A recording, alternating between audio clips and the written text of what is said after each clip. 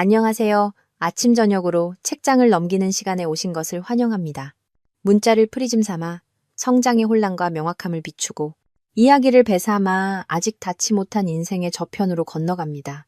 이번에 공유할 오리지널 스토리는 수천억 계약 연애. 남편은 내연녀와 함께 참석했고 시어머니는 계단 입구에서 저에게 말했습니다. 어디서 가난한 티를 내? 재수 없게. 저는 갑축 회장님이신 아버지를 바라보며 물었습니다. 아빠, 이 계약 아직 유효해요? 크리스탈 샹들리에의 불빛이 눈을 찔렀다.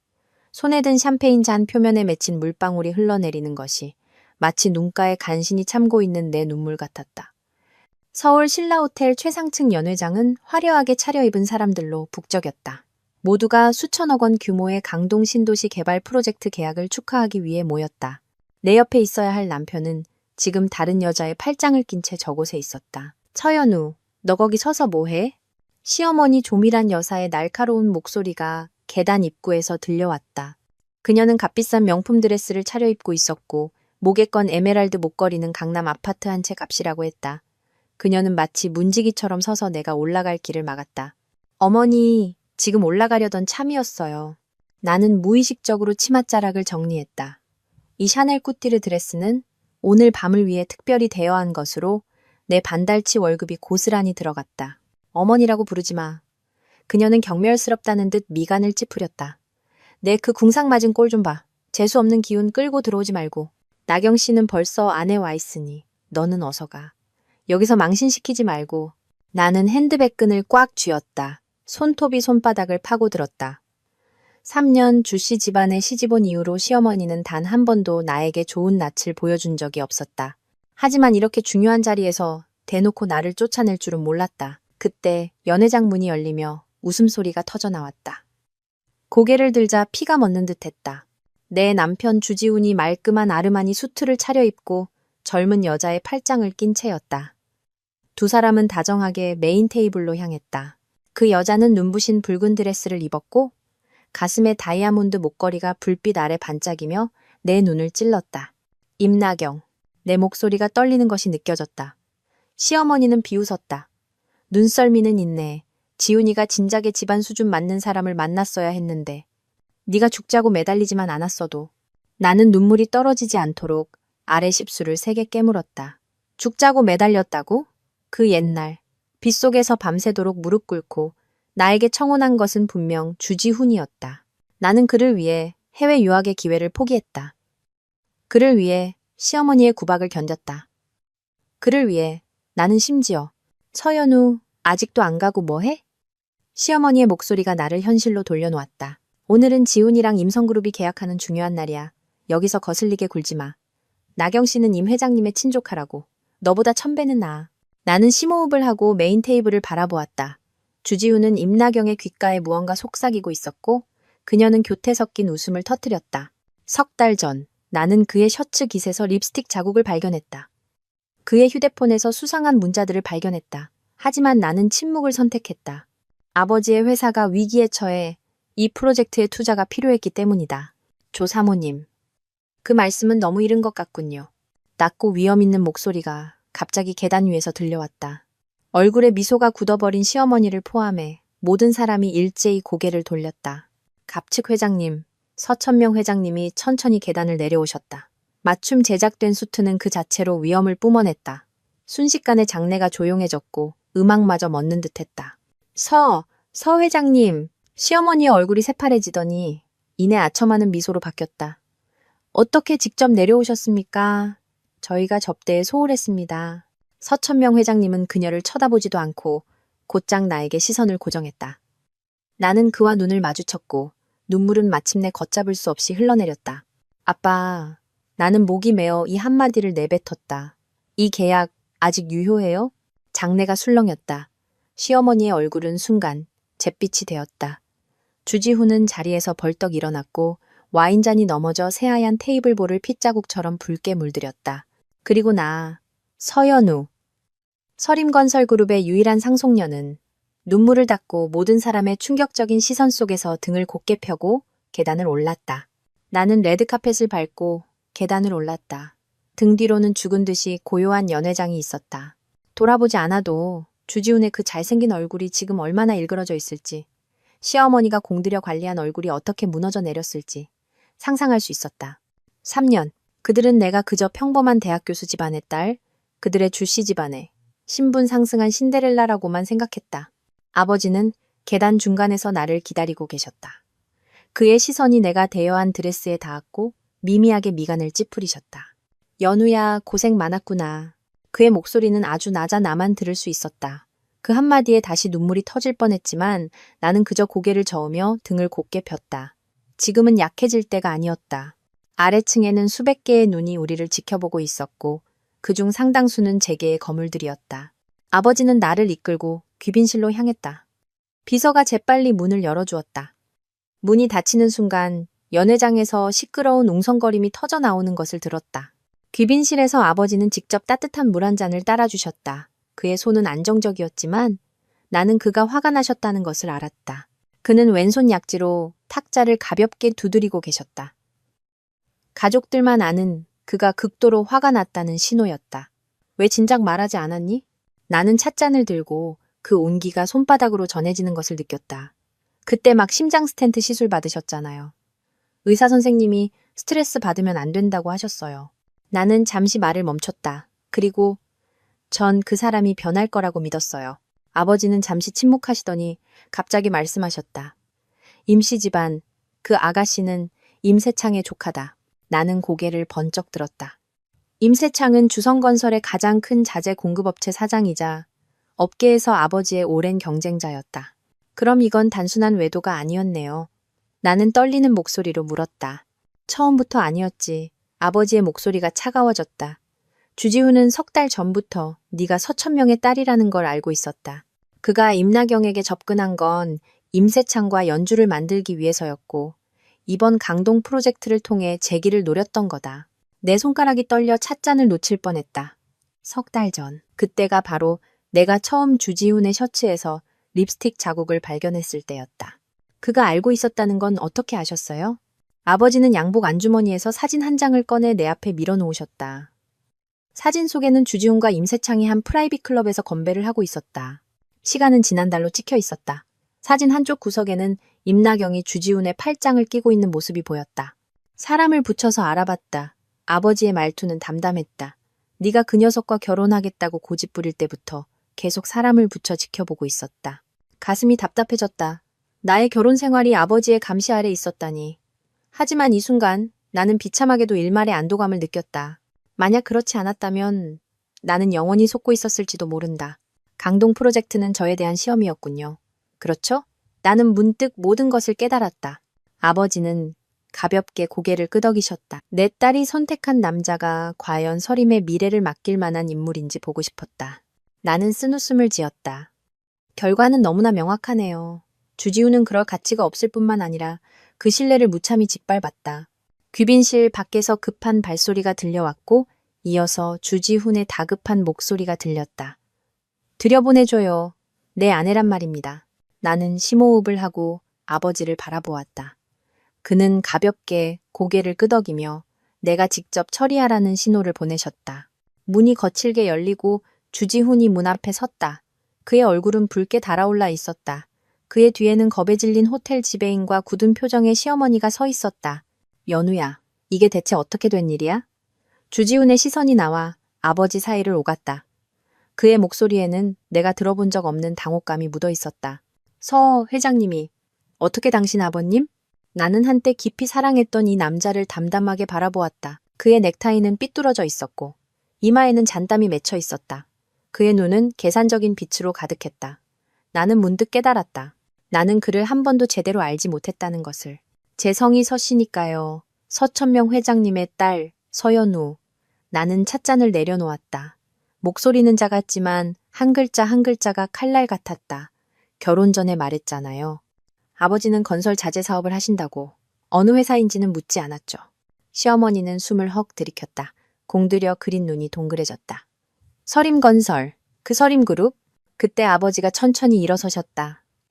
185cm의 큰 키는 그 자체로 위압감을 주었다. 조 사모님, 오랜만입니다.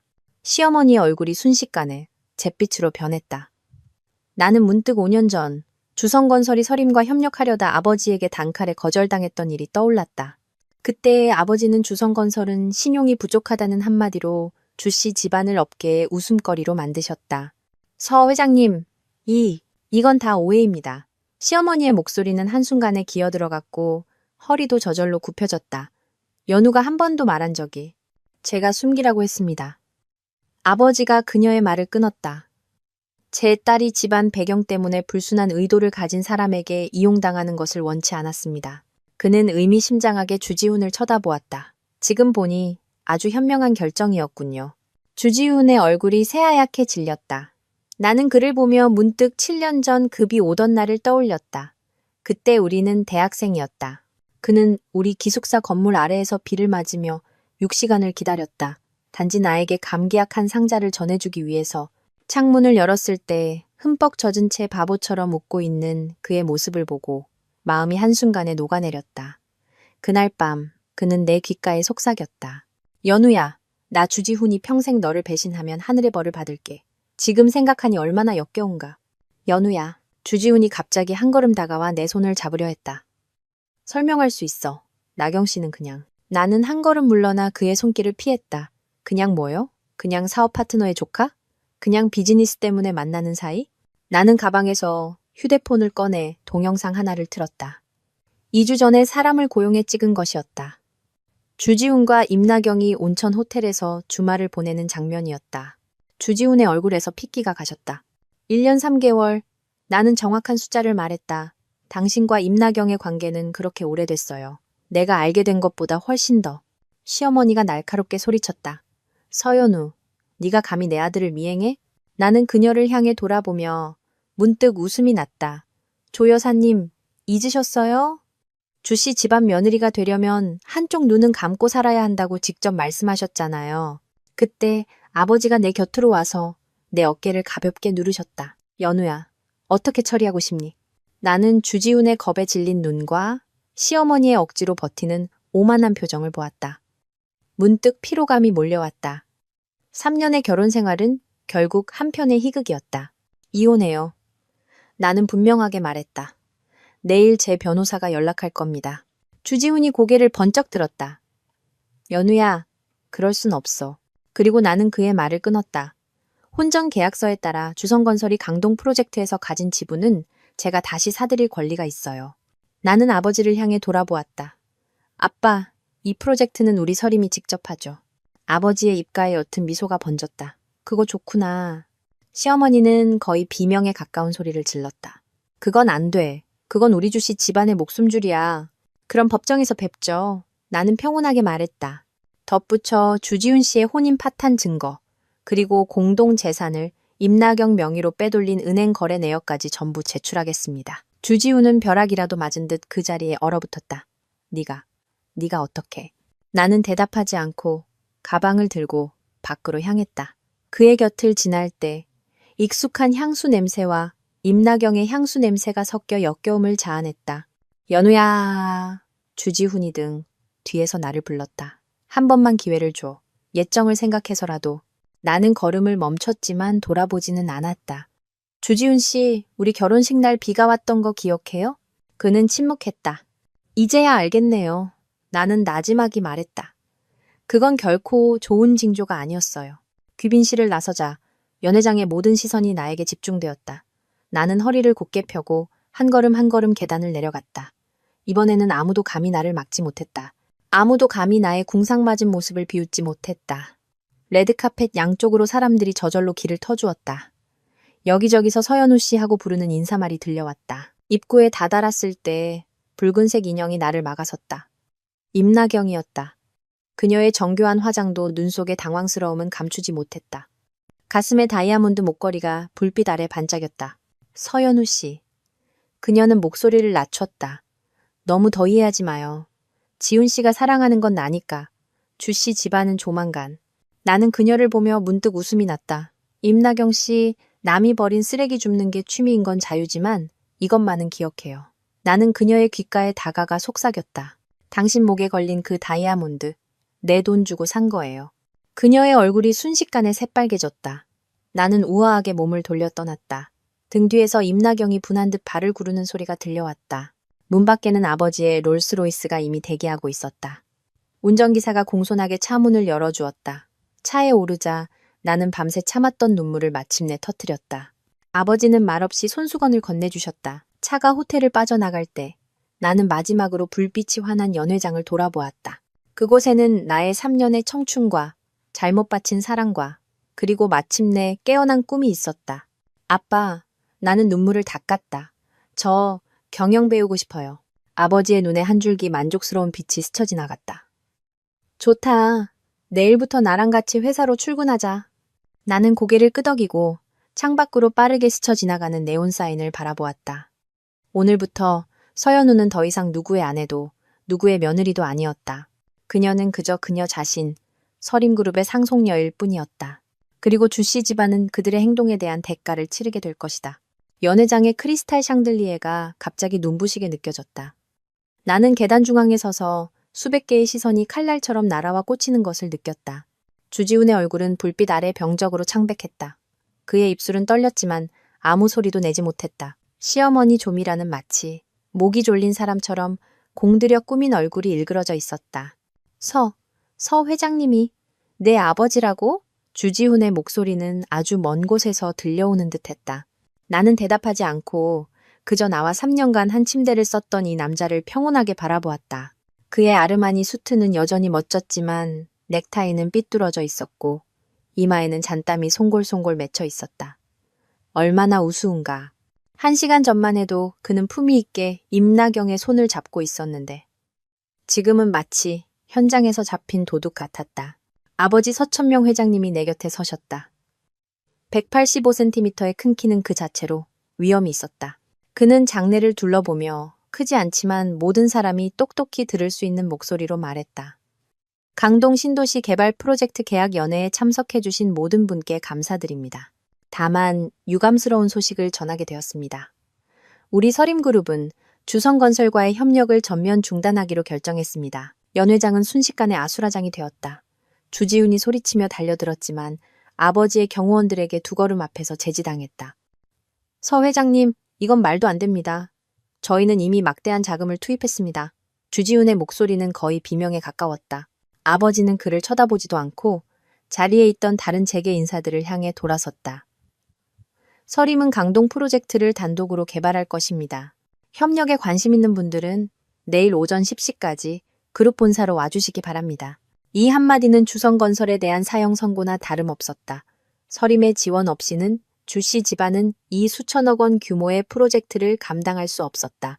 나는 시어머니를 보았다. 그녀의 얼굴은 창백함을 넘어 파랗게 질려 있었다. 그녀는 진주 클러치를 손가락 마디가 하얘지도록 꽉 쥐고 있었다. 서연우. 주지훈이 갑자기 나를 향해 돌아섰다. 그의 눈에는 내가 본 적 없는 아기가 번뜩였다. 네가 처음부터 날 속였어. 나는 웃음이 터질 뻔했다. 속였다고? 결혼 1주년 때부터 바람을 피우기 시작한 사람이 누구인데? 우리의 공동재산을 몰래 애인 명의로 빼돌린 사람이 누구인데? 지훈 씨, 나는 근처 사람들만 들을 수 있을 정도로 작게 말했다. 우리 결혼식 날 평생 나만 사랑하겠다고 맹세했던 거 기억해요? 그의 표정이 굳었다.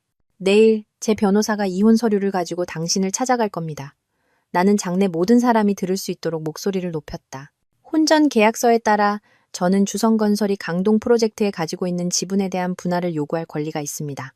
이 말은 연회장에 터진 폭탄과도 같았다. 시어머니는 귀를 찢는 듯한 비명을 질렀다. 말도 안 돼. 그건 우리 주씨 집안의 목숨줄이야. 그녀는 하이힐을 신고 달려들었지만 아버지의 눈빛 한 번에 제지당했다. 아버지는 나를 향해 돌아보며 부드럽게 물으셨다. 연우야, 어떻게 하고 싶니? 나는 심호흡을 하며 가슴속에서 격렬하게 뛰는 심장을 느꼈다. 3년. 주씨 집안 사람들 앞에서 이렇게 허리를 꼿꼿이 세우고 말하는 것은 처음이었다. 아빠, 제가 직접 처리할게요. 나는 주지훈을 향해 돌아섰다. 이혼과 지분 분할 외에 당신 명의로 된 그 한강뷰 아파트도 회수하겠어요. 그건 아버지가 저에게 주신 결혼 예물이고 등기부등본에는 제 이름만 올라 있으니까요. 주지훈의 얼굴이 순간 일그러졌다. 너 그럴 순 없어. 그 아파트는 이미 뭐요? 나는 눈을 가늘게 떴다. 이미 임나경 명의로 넘어갔다고요? 그의 표정은 내가 맞았다고 말해주고 있었다. 연회장의 웅성거림은 더 커졌다. 주지훈을 바라보는 많은 사람들의 눈빛은 이미 동정에서 경멸로 바뀌어 있었다. 시어머니는 갑자기 휘청거리며 옆에 있는 기둥을 붙잡았다. 그녀의 입술은 파랗게 변했고 호흡은 가빠졌다. 정성껏 올린 머리카락 몇 가닥이 흘러내렸다. 나는 그녀가 연기하는 것이라고 생각했지만 그녀가 정말로 바닥으로 쓰러지기 시작하는 것을 보고 생각이 바뀌었다. 엄마, 주지훈이 달려가 그녀를 부축했다. 아버지는 미간을 찌푸리셨다. 경호원은 구급차 불러. 어쨌든 좀이라는 어른이었고 모든 사람이 보는 앞에서 쓰러지게 둘 수는 없었다. 혼란을 틈타나는 출구로 향했다. 기자들은 이미 냄새를 맡고 몰려들었고 플래시가 계속 터졌다. 아버지의 경호원들이 길을 터주었지만 나는 누군가 큰 소리로 묻는 것을 들었다. 서연우 씨, 신분을 숨기고 주씨 집안에 시집간 것은 처음부터 계획된 일이었습니까? 나는 걸음을 멈추고 질문한 기자를 향해 돌아섰다. 장내가 순식간에 조용해졌다. 제가 주지훈 씨와 결혼했을 때 저는 그저 좋은 아내가 되기를 바랐습니다. 내 목소리는 작았지만 모든 단어가 똑똑히 들렸다. 하지만 어떤 사람들은 그런 진심을 받을 자격이 없더군요. 말을 마친 나는 뒤도 돌아보지 않고 연회장을 나섰다. 아버지의 롤스로이스가 문 앞에서 기다리고 있었다. 차에 오르자 나는 밤새 팽팽하게 긴장했던 신경을 마침내 풀 수 있었다. 차창밖 네온 사인이 흐릿한 빛의 띠로 번져 보였다. 3년 전에도 이런 밤이었다. 주지훈은 빗속에서 나에게 청혼하며 나에게 가정을 만들어주겠다고 했다. 지금 생각해보니 그가 원했던 것은 결코 내가 아니었다. 그가 존재하지 않는다고 생각했던 내 뒤의 서림 그룹이었을 뿐이다. 집으로 갈까? 아버지가 부드럽게 물으셨다. 나는 고개를 저었다. 한강뷰 아파트에 가서 챙길 물건이 좀 있어요. 아버지는 고개를 끄덕이고 운전기사에게 주소를 말씀하셨다. 차는 밤속으로 미끄러져 들어갔다. 나는 가죽 시트에 기대어 문득 피로감을 느꼈다. 오늘 밤의 모든 일은 악몽 같았고 또 한편이 희극 같았다. 유일하게 현실적인 것은 나의 결혼 생활이 완전히 끝났다는 사실뿐이었다. 한강뷰 아파트는 내가 결혼할 때 아버지가 주신 선물이었다. 서울에서 가장 비싼 주상복합의 꼭대기층에 위치해 있었다. 결혼 후 나와 주지훈은 주말마다 이곳에서 시간을 보냈다. 통유리창 앞에 서서 한강의 야경을 내려다보면 마치 온 세상을 가진 것 같았다. 엘리베이터는 펜트하우스로 직행했다. 나는 지문을 입력해 문을 열었다. 다행히 주지훈은 아직 내 지문을 삭제하지 않았다. 문을 열자 낯선 향수 냄새가 코를 찔렀다. 불을 켜자 눈앞의 광경의 위가 뒤틀리는 듯했다. 거실에는 임나경의 사진이 놓여 있었고 식탁 위에는 와인잔 2개가 있었다. 그중 한 잔에는 립스틱 자국이 선명했다. 내 슬리퍼는 사라지고 그 자리에는 명품 하이힐 한 켤레가 아무렇게나 벗어져 있었다. 나는 심호흡을 하고 곧장 안방으로 향했다. 옷장에는 내 옷이 절반이나 사라졌고 남은 옷들은 구석으로 밀쳐져 있었다. 화장대 위는 임나경의 화장품으로 가득했다. 내 보석함은 보이지 않았다. 침대 머리맡에는 뻔뻔스럽게도 액자 하나가 놓여 있었다. 주지훈과 임나경이 몰디브에서 찍은 사진이었다. 날짜는 지난달 내 생일이었다. 주지훈은 나에게 출장을 가야 한다고 했었다. 나는 기계적으로 서랍을 열어 남은 개인 물품을 챙기려 했다. 그러다 서류 봉투 하나를 발견했다. 호기심에 열어보자 피가 멎는 듯했다. 부동산 양도 계약서 사본이었다. 날짜는 3달 전. 주지훈은 이미 이 아파트를 임나경 명의로 넘겼다. 거래가는 시세의 10분의 1에 불과했다. 개자식. 나는 이를 악물고 욕을 내뱉었다. 이게 다가 아니었다. 서류 봉투 안에는 은행 거래 내역서 몇 장이 더 있었다. 주지훈이 우리 공동계좌에서 거의 수십억 원의 자금을 빼낸 기록이었다. 수취인은 모두 임나경이었다. 그중 가장 큰 금액이 이체된 날짜는 바로 내가 그의 셔츠에서 립스틱 자국을 발견했던 그날이었다. 나는 떨리는 손으로 이 증거들을 사진 찍어 변호사에게 보냈다. 그리고 남은 물건들을 챙기기 시작했다. 사실 챙길 것도 별로 없었다. 내 책들, 내가 모았던 음반들, 어머니가 남겨주신 진주 목걸이. 이것들이야말로 진정으로 내 것이었다. 막 여행 가방을 닫았을 때 초인종이 울렸다. 나는 경계하며 인터폰 화면을 보았다. 주지훈이었다. 그는 엉망인 모습이었다. 수트는 구겨져 있었고 머리는 헝클어져 있었으며 눈은 핏발이 서 있었다. 연우야, 안에 있는 거 알아. 문 열어. 그가 문을 세게 두드렸다. 나는 잠시 고민하다가 결국 문을 열었다. 얼굴을 보고 확실히 해야 할 말이 있었다. 문이 열리자마자 주지훈이 술 냄새를 풍기며 뛰어들어왔다. 그는 내가 챙겨놓은 여행 가방을 보고 눈빛이 흔들렸다. 연우야, 내 말 좀 들어봐. 설명할게. 그가 내 팔을 잡으려 했다. 나는 한 걸음 물러나 피했다. 뭘 설명하겠다는 거죠? 나는 차갑게 물었다. 우리 신혼집을 임나경에게 넘긴 걸 설명하겠다는 거예요? 아니면 우리 공동계좌에서 돈을 빼돌린 걸 설명하겠다는 거예요? 그의 얼굴이 새빨개졌다. 네가 어떻게? 사람이 모르게 하려면 아예 하지를 말았어야죠. 나는 여행 가방을 들었다. 내일 오전 10시에 제 변호사가 당신 사무실로 찾아갈 겁니다. 주지훈이 갑자기 무릎을 꿇고 내 옷자락을 붙잡았다. 연우야, 내가 잘못했어. 다 임나경이 나를 유혹해서 그런 거야. 그 여자가 임성그룹 계약을 따게 해주겠다고 해서 내가 잠시 정신이 나갔었어. 나는 눈물 콧물을 흘리는 그의 모습을 보며 문득 역겨움을 느꼈다. 이 사람이 내가 한때 죽도록 사랑했던 남자라고? 그를 위해 나는 해외 유학의 기회를 포기했다. 그를 위해 시어머니의 구박을 견뎠다. 그를 위해 심지어 신분까지 숨기고 평범한 며느리로 살았다. 주지훈 씨, 나는 평온하게 말했다. 내가 뭘 가장 후회하는지 알아요? 그는 멍하니 고개를 들었다. 당신의 진짜 모습을 더 일찍 알아보지 못한 걸 후회해요. 나는 그의 손을 뿌리쳤다. 이혼 합의서는 내일 당신에게 전달될 겁니다. 서명하든 안 하든 마음대로 해요. 다만 한 가지 충고하자면 내 손에 있는 증거만으로도 당신을 빈털터리로 만들 수 있어요. 말을 마치고 나는 여행 가방을 끌고 문으로 향했다. 주지훈이 갑자기 바닥에서 벌떡 일어나 내 앞을 막아섰다. 넌 이렇게 할 수 없어. 그의 목소리가 갑자기 흉흉하게 변했다. 네 아버지가 서천명이라고 대단한 줄 알아? 내가 말해주지. 임세창 손에 너희 서림그룹에 약점이 있어. 내가 한마디만 하면 내일 서림주가는 폭락할 거야. 나는 걸음을 멈추고 그를 돌아보았다. 무슨 약점? 그는 말을 실수했다는 것을 깨달은 듯 눈빛이 흔들렸다. 아무튼 너 잘 생각하는 게 좋을 거야. 이혼은 해줄게. 하지만 강동 프로젝트 지분은 꿈도 꾸지 마. 나는 웃었다. 그럼 법정에서 봅시다. 그를 밀치고 나는 엘리베이터로 향했다. 주지훈이 등 뒤에서 고함쳤다. 서연우, 넌 후회하게 될 거야. 엘리베이터 문이 닫히는 순간 나는 긴 한숨을 내쉬었다. 아파트 건물을 나오자 아버지의 운전기사가 즉시 다가와 여행 가방을 받아들었다. 차에 오르자 나는 밤새 참았던 눈물을 마침내 터뜨렸다. 휴대폰이 진동했다. 절친 소연이에게서 온 메시지였다. 세상에, 네가 서림그룹 외동딸이었다니. 인터넷이 난리 났어. 주지훈 그 쓰레기는 온 국민한테 욕먹고 있다고. 나는 답장하지 않고 그저 차창에 기댔다. 도시의 불빛이 눈물 속에서 흐릿하게 번져갔다. 오늘 밤의 모든 일은 악몽 같았지만 나는 이것이 단지 시작에 불과하다는 것을 알았다. 주지훈이 말한 약점은 무엇일까? 임세창은 대체 서림에 무슨 비밀을 쥐고 있는 걸까? 그리고 그 임나경. 그녀는 정말 단순히 주지훈을 사랑해서 그런 걸까?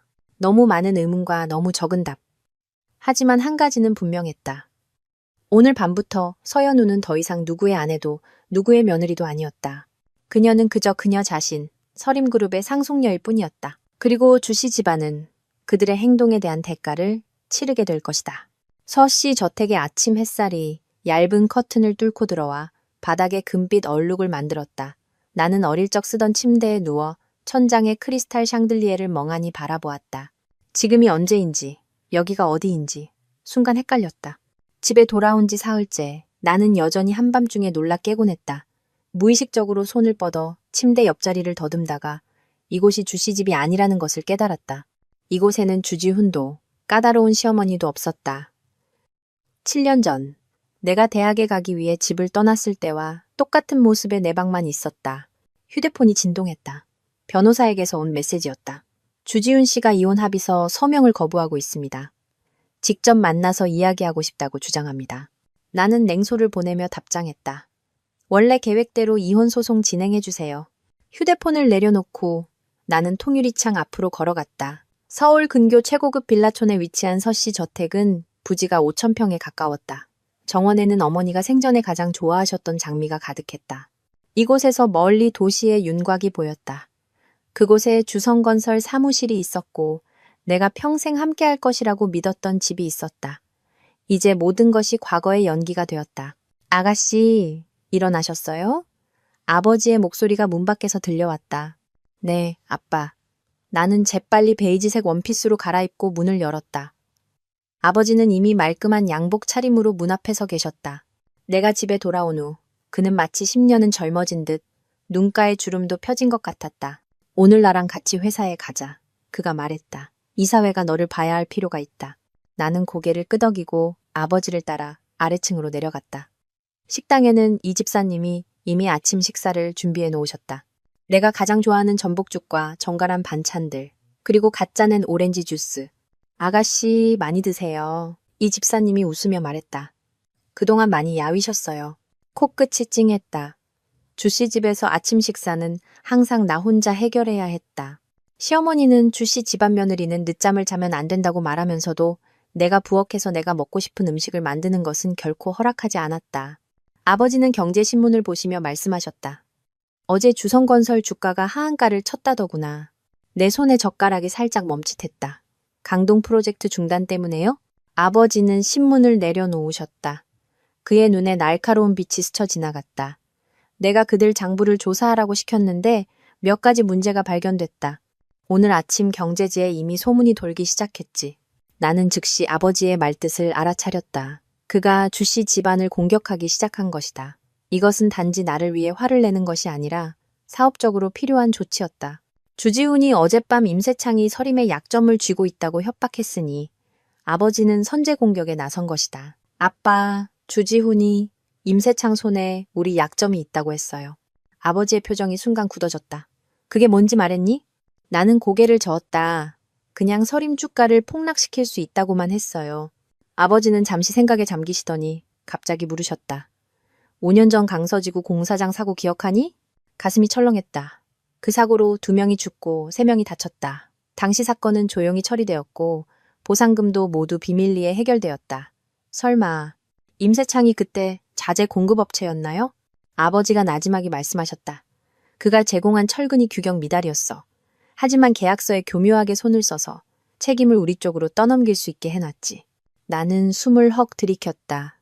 만약 이게 폭로되면 서림의 명성에 흠집이 가는 것은 물론이고 아버지께서 형사 책임을 져야 할 수도 있었다. 해결할 방법은 있나요? 아버지는 내 손을 토닥이셨다. 걱정 마라. 준비해둔 게 있다. 지금 중요한 건 네가 최대한 빨리 회사 업무에 익숙해지는 거야. 그는 시계를 보았다. 식사 마치고 바로 출발하자. 왕 부사장이 이미 기다리고 있을 거다. 30분 후 서림그룹 본사 빌딩. 엘리베이터가 꼭대기층에 도착하자 문이 열리고 비서실 전체가 일제히 일어섰다. 회장님 안녕하십니까? 아가씨 안녕하십니까? 나는 아버지를 따라 회의실로 들어갔다. 안에는 이미 10여 명의 임원들이 앉아 있었다. 그들은 호기심 가득한 눈으로 나를 쳐다보았다. 3년간 사라졌던 서씨 집안의 외동딸이 떠들썩한 이혼 스캔들과 함께 갑자기 화려하게 복귀했으니 말이다. 아버지는 단도직입적으로 말씀하셨다. 오늘부터 연우가 내 특별 보좌관으로 그룹의 모든 주요 결정에 참여할 것이다. 회의실은 조용해졌다. 나는 허리를 곧게 펴고 그 놀라거나 의심하는 눈빛들을 마주했다. 나는 그들이 무슨 생각을 하는지 알았다. 갓 이혼한 사모님이 경영을 뭘 알겠어? 안녕하십니까. 나는 평온하게 입을 열었다. 제가 지난 몇 년간 회사에 없었지만 제 몸에는 서림의 피가 흐릅니다.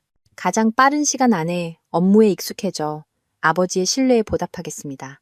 아버지는 만족스러운 눈으로 나를 보시더니 강동 프로젝트의 진행 상황을 설명하기 시작했다. 나는 열심히 필기하며 때때로 몇 가지 질문을 던졌다. 회의가 끝날 무렵 몇몇 임원들의 표정은 이미 많이 부드러워져 있었다. 회의 후 아버지는 나에게 본사 전체를 구경시켜 주셨다. 마지막으로 넓은 사무실에 도착했다. 내 새 사무실은 내 사무실 바로 옆이다. 나는 원목 책상을 만지며 창밖의 도시 전경을 보았다. 문득 격세지감을 느꼈다.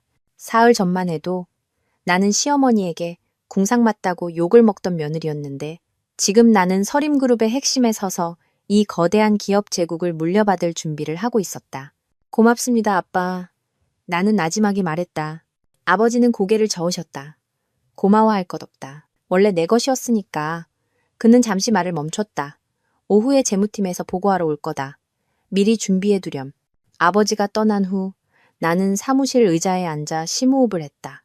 책상 위에는 이미 재무보고서, 프로젝트 계획서, 계약서, 초안 등 서류가 산더미처럼 쌓여 있었다. 가장 위에는 주성건설이라고 표시된 파일이 있었다. 나는 그것을 열어보았다. 주성건설의 최근 3년간 재무 분석 자료였다. 마지막 페이지를 넘겼을 때 내 동공이 갑자기 수축했다. 주지훈은 지난 1년 동안 허위 계약과 관계사 거래를 통해 거의 1,000억 원에 가까운 자산을 빼돌렸다.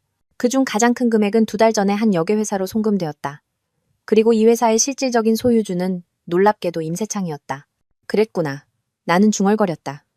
주지훈은 바람을 피웠을 뿐만 아니라 주성건설을 껍데기만 남기고 임세창과 손잡고 새 출발을 할 준비를 하고 있었던 것이다. 그가 그렇게 쉽게 한강뷰 아파트를 임나경에게 넘긴 이유가 있었다. 그저 이익 수송의 일부였을 뿐이다. 생각에 잠겨 있을 때 휴대폰이 울렸다. 모르는 번호였다. 여보세요? 내가 받았다. 연우야. 주지훈의 목소리였다. 쉬고 지쳐 있었다. 우리 얘기 좀 할 수 있을까? 나는 냉소했다. 변호사 연락 못 받았어요? 제발. 그의 목소리는 거의 애원조였다. 딱 10분만. 너희 회사 건물 아래야. 나는 창가로 가서 아래를 내려다보았다. 과연 작은 인형 하나가 빌딩 앞 광장에 서서 고개를 들고 위를 쳐다보고 있었다. 30층 높이에서 봐도 그의 절박함이 느껴졌다. 5분. 나는 전화를 끊었다. 엘리베이터를 타고 로비로 내려갔다. 나는 유리문을 통해 주지훈을 보았다. 그는 수염도 깎지 않았고 양복은 구겨져 있었다. 예전에 그 멋지고 세련된 모습은 온데간데 없었다. 내가 나오자 그의 눈이 빛났다. 그가 다가왔다. 연우야. 그가 내 손을 잡으려 했다. 나는 한 걸음 물러나 피했다.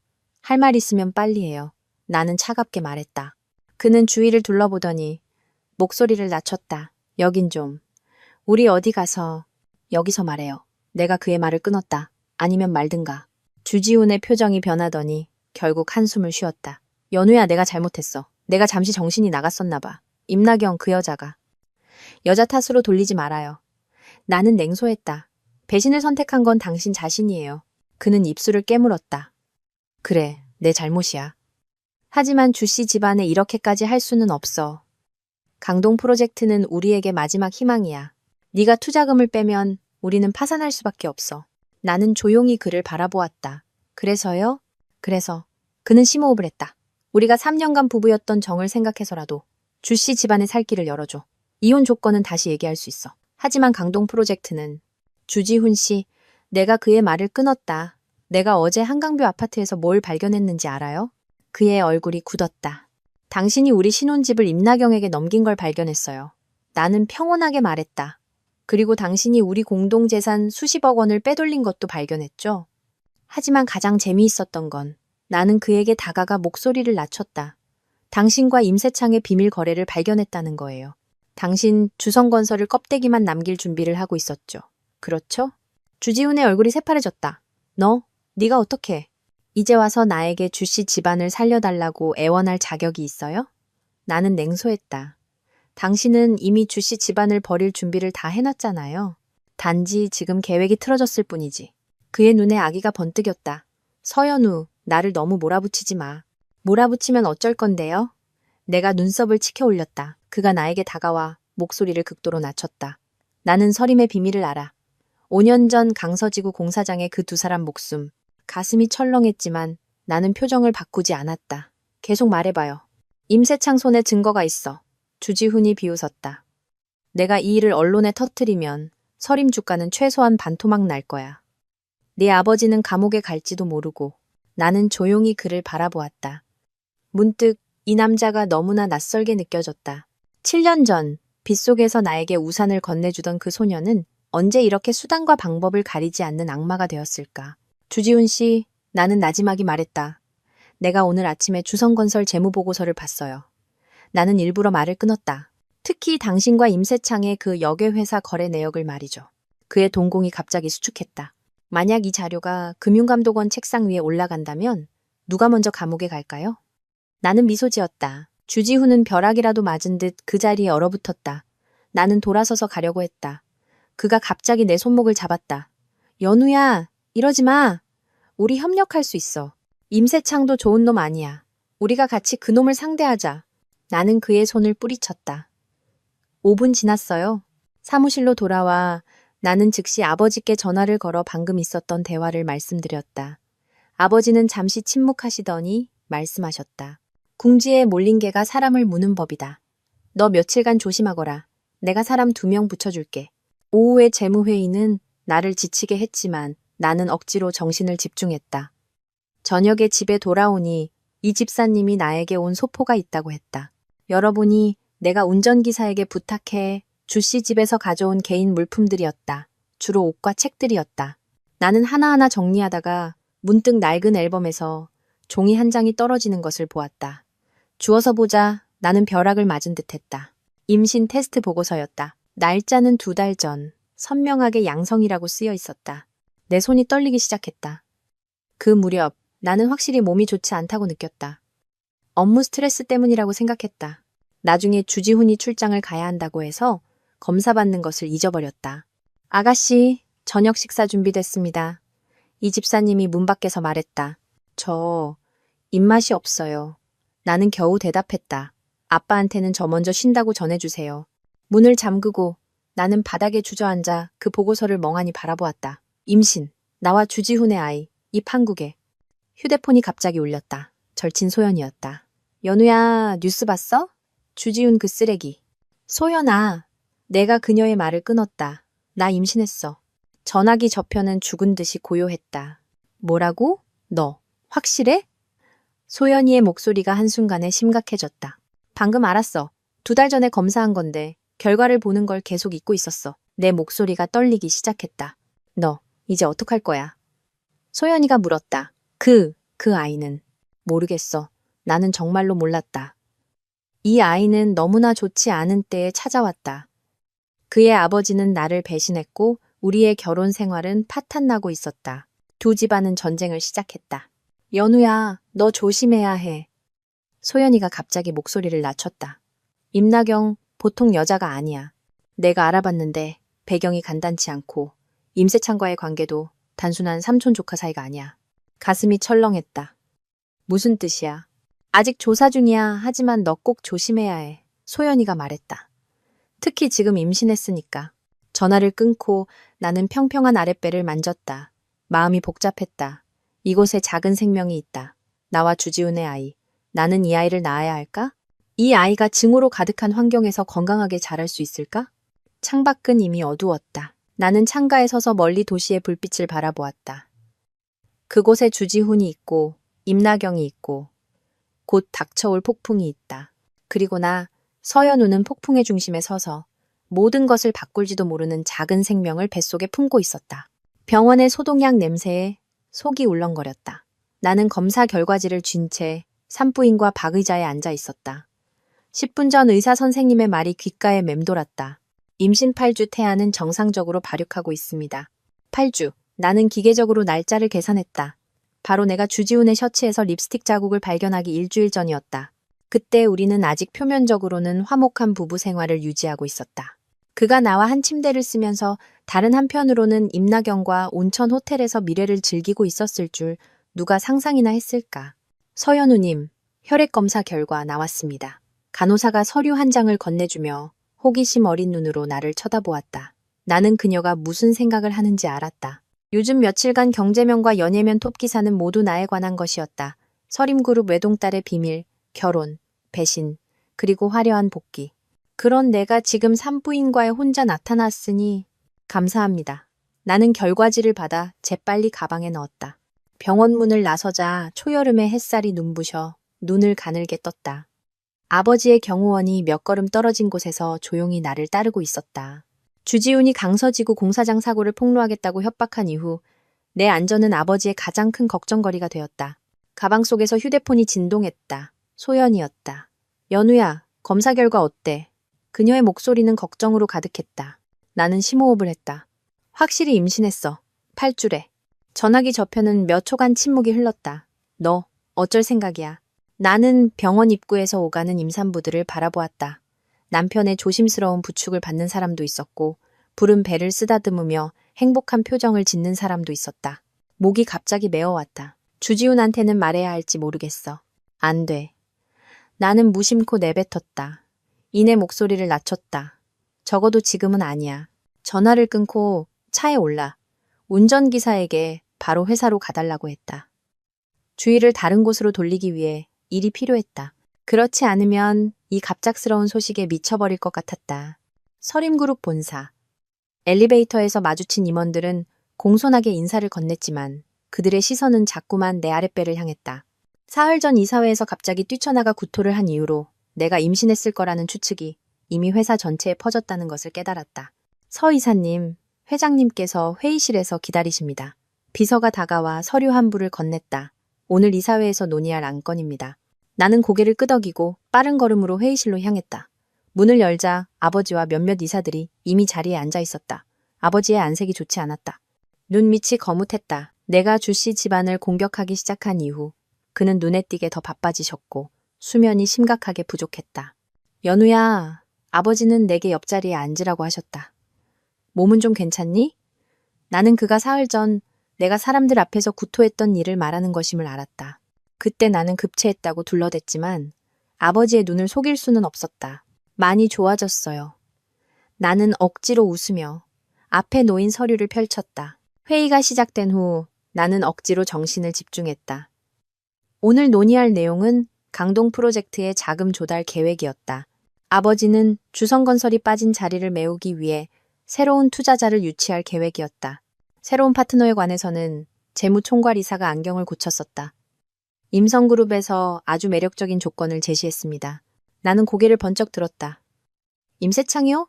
재무총괄이사가 고개를 끄덕였다. 네, 그들은 주성건설의 기존 지분을 모두 인수하겠다고 했고 제시 가격도 다른 경쟁사보다 15%나 높습니다. 나는 아버지를 보았다. 그의 미간이 굳어 있었다. 임세창의 수는 악랄했다. 그는 서림이 자금이 필요하다는 것을 알고 일부러 높은 가격을 제시하여 강동 프로젝트에 발을 들여놓으려 하는 것이다. 일단 성공하면 그는 주주 신분을 이용해 서림의 핵심 기밀에 접근할 수 있을 것이고 그 공사장 사고의 진실까지도 포함해서 말이다. 저는 반대합니다.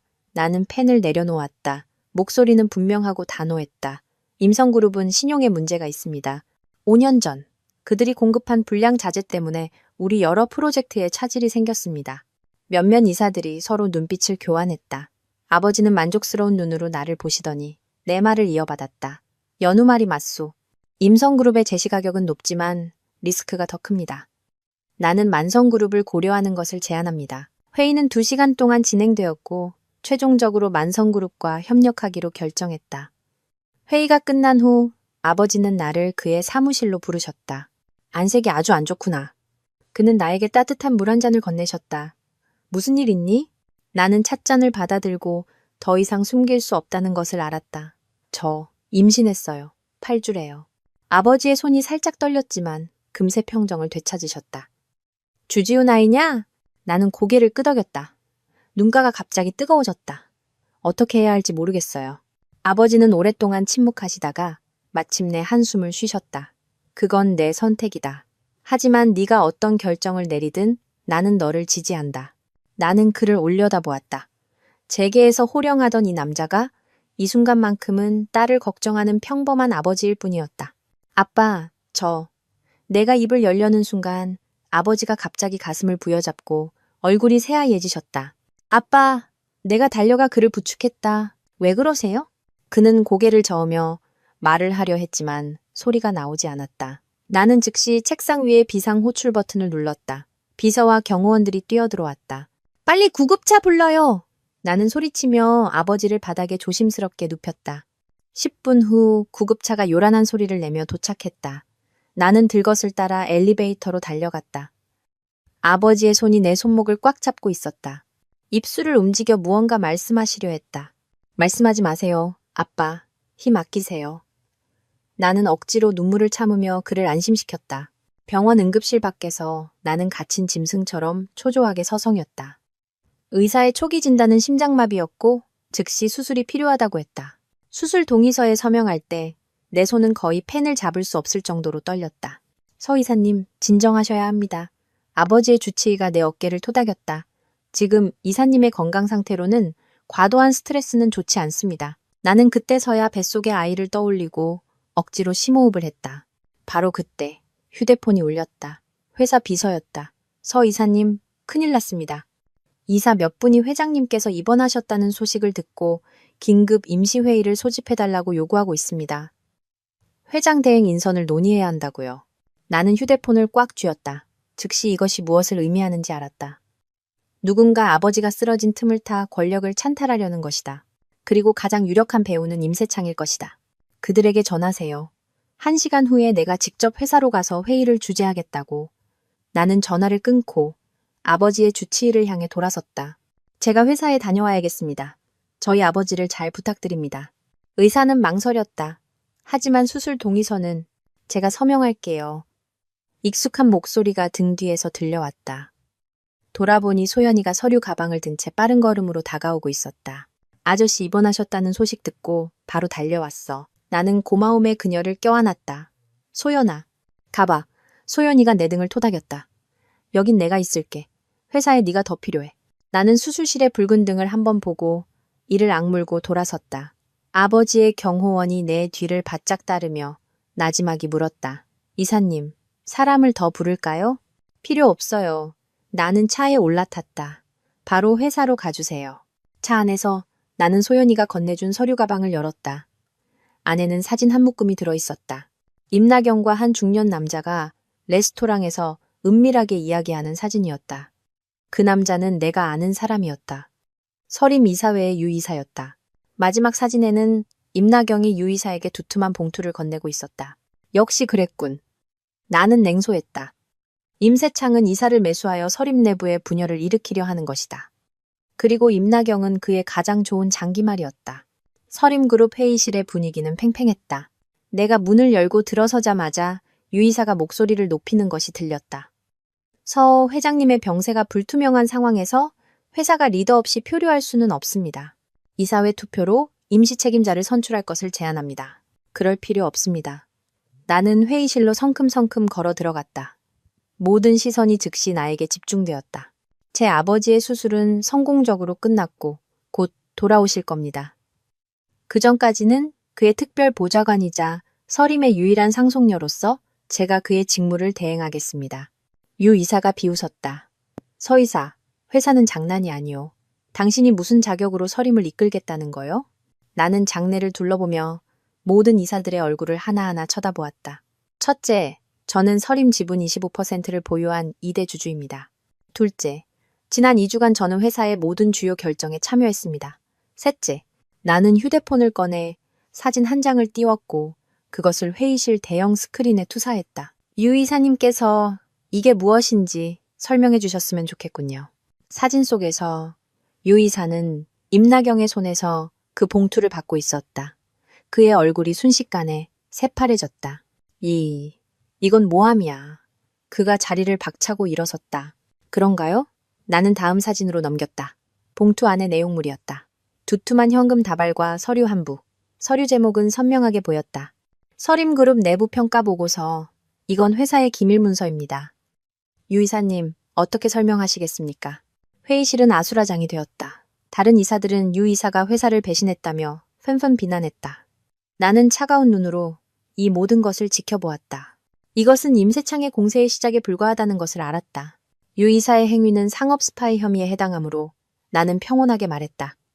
이사회는 즉시 그의 직무를 정지시키고 법적 책임을 물을 권리를 보유합니다. 이해 있습니까? 아무도 반대하지 않았다. 유 이사는 잿빛 얼굴로 서류를 챙겨 떠났다. 떠나기 전 그는 나를 아기의 찬눈으로 쏘아보았다.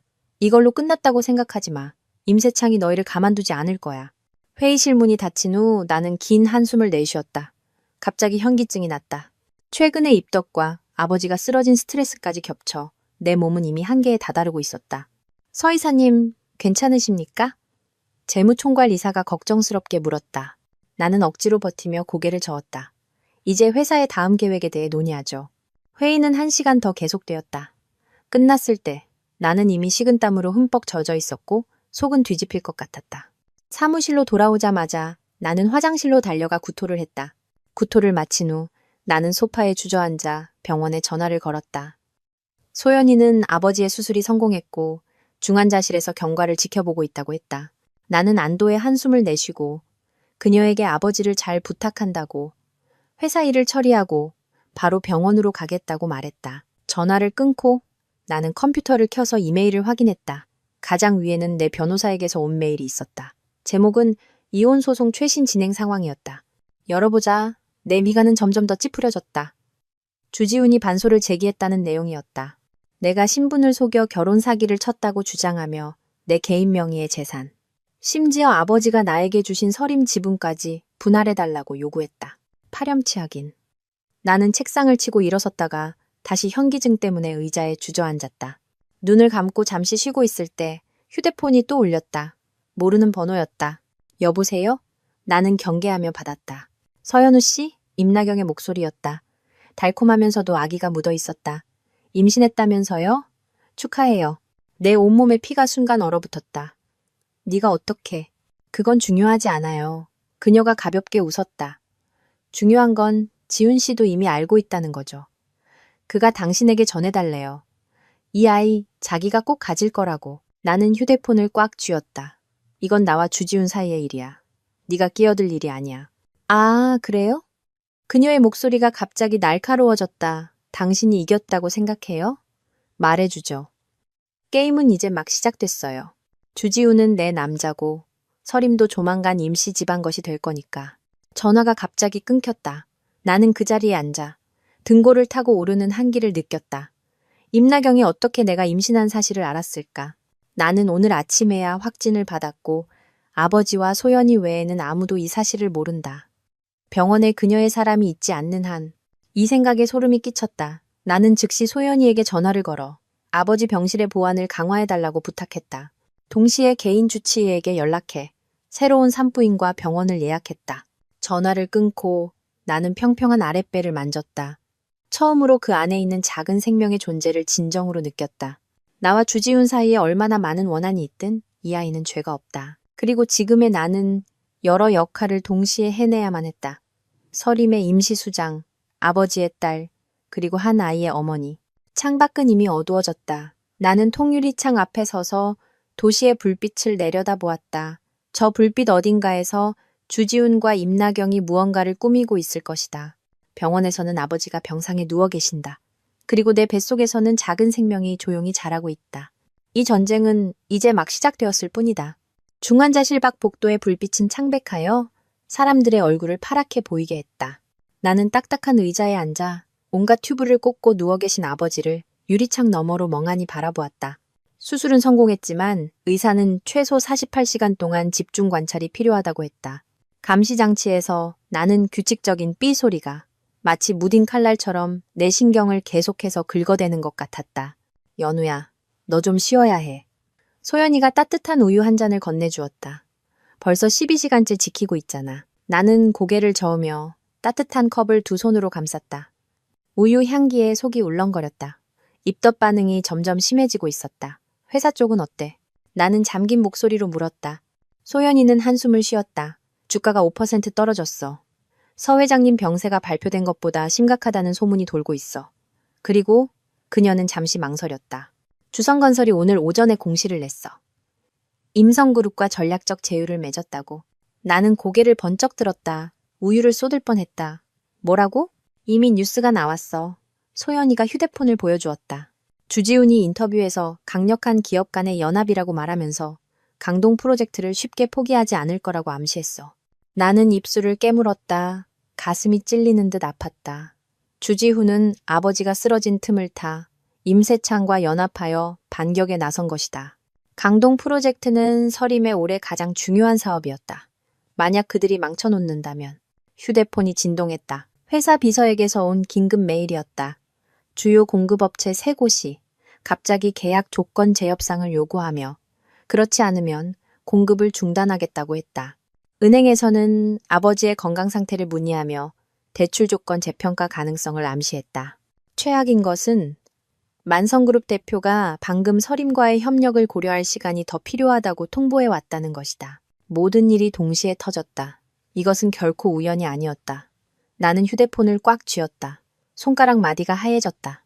주지훈과 임세창은 분명 오래전부터 계획했고 아버지가 쓰러질 이 시기를 기다렸던 것이다. 소연아, 나 회사에 좀 다녀와야겠어. 나는 일어서다가 갑자기 현기증이 덮쳐 벽을 짚어야 했다.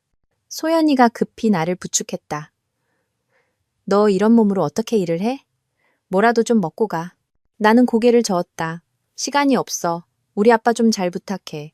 무슨 일 있으면 바로 연락 줘. 병원 문을 나서자 초여름의 햇살이 눈부셔 눈을 뜰 수 없었다. 경호원이 재빨리 차문을 열어주었다. 나는 뒷좌석에 올라타자마자 회사 법무팀장에게 전화를 걸었다.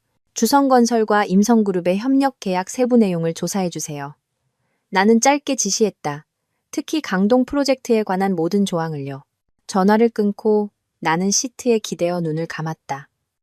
뱃속의 작은 생명이 내 스트레스를 느꼈는지 때때로 속이 울렁거렸다. 이 아이는 너무나 좋지 않은 때에 찾아왔다. 그의 아버지가 내 가족의 기업을 파괴하려 온 힘을 다하고 있는데 나는 그의 아이를 임신하고 있다니. 서림그룹 본사. 엘리베이터 문이 열리자마자 긴장된 분위기를 느낄 수 있었다. 비서실에 몇몇 비서들이 모여 소곤거리다가 나를 보자마자 흩어졌다. 눈빛이 흔들렸다. 서 이사님, 내 비서가 빠른 걸음으로 다가왔다. 만성그룹의 장 사장님께서 회의실에서 기다리고 계십니다. 급한 일이 있다고 하십니다. 나는 고개를 끄덕이고 곧장 회의실로 향했다. 만성그룹 장 사장은 아버지의 오랜 친구였다. 이번에 갑자기 찾아온 것은 분명 좋은 일이 아닐 것이다. 회의실에서 장 사장은 심각한 표정으로 창가에 서 있었다. 문 열리는 소리를 듣고 그는 몸을 돌려 억지 미소를 지었다. 연우양, 아버님은 좀 어떠신가?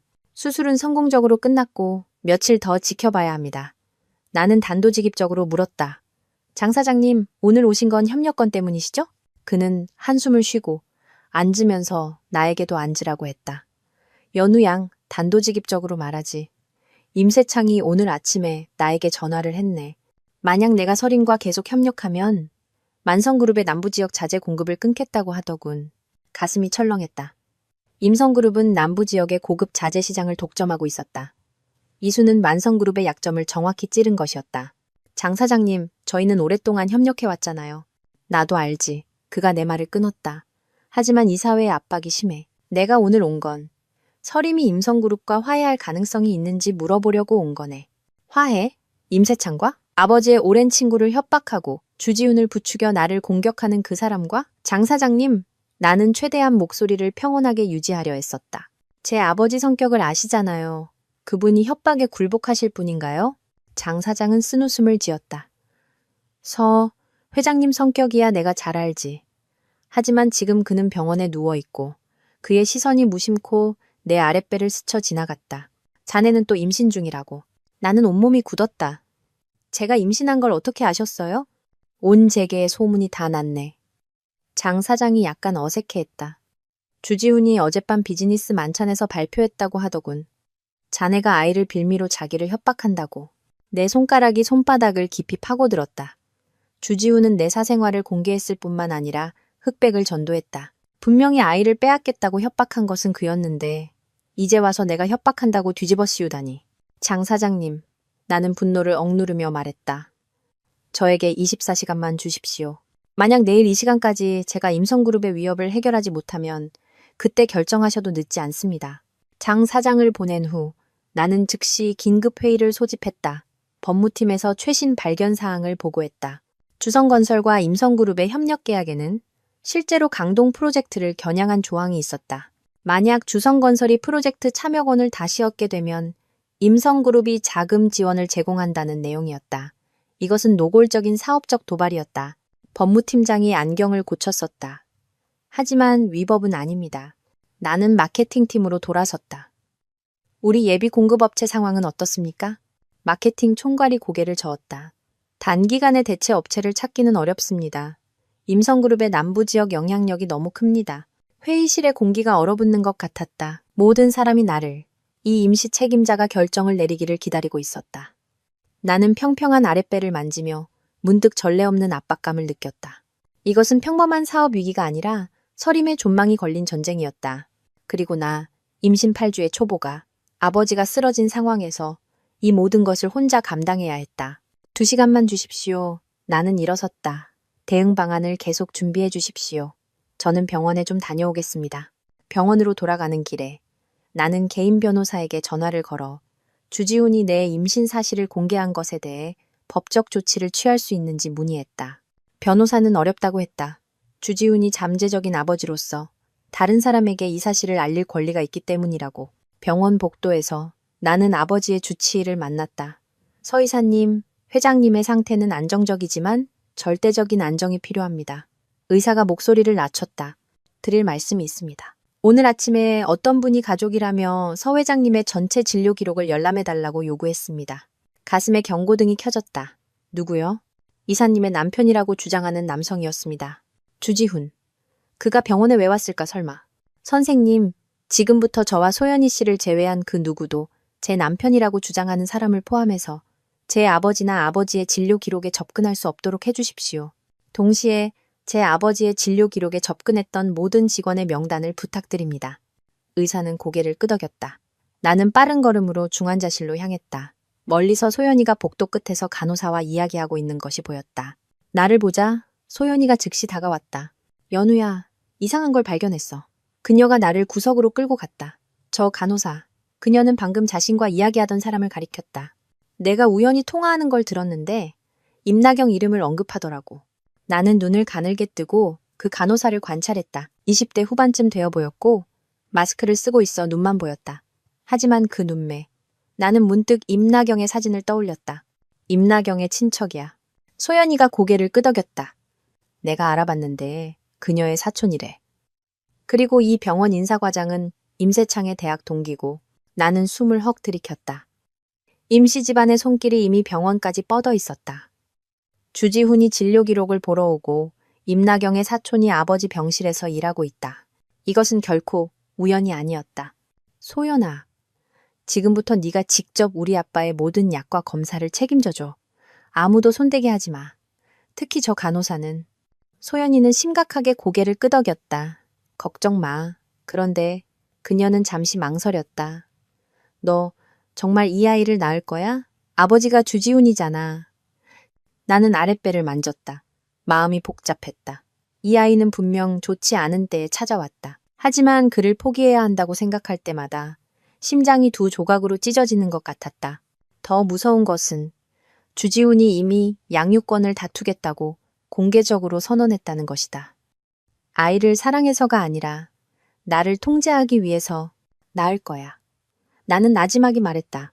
아버지가 누구든 그는 우선 내 아이야. 소연이가 나를 꼭 껴안았다.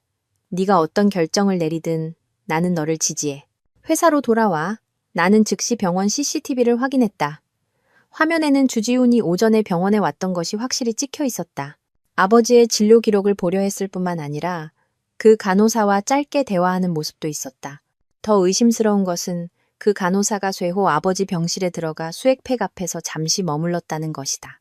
내 피가 순간 차갑게 식었다. 만약 그들이 아버지에게 손을 댄다면 즉시 사립병원에 연락해서 전원 준비하세요.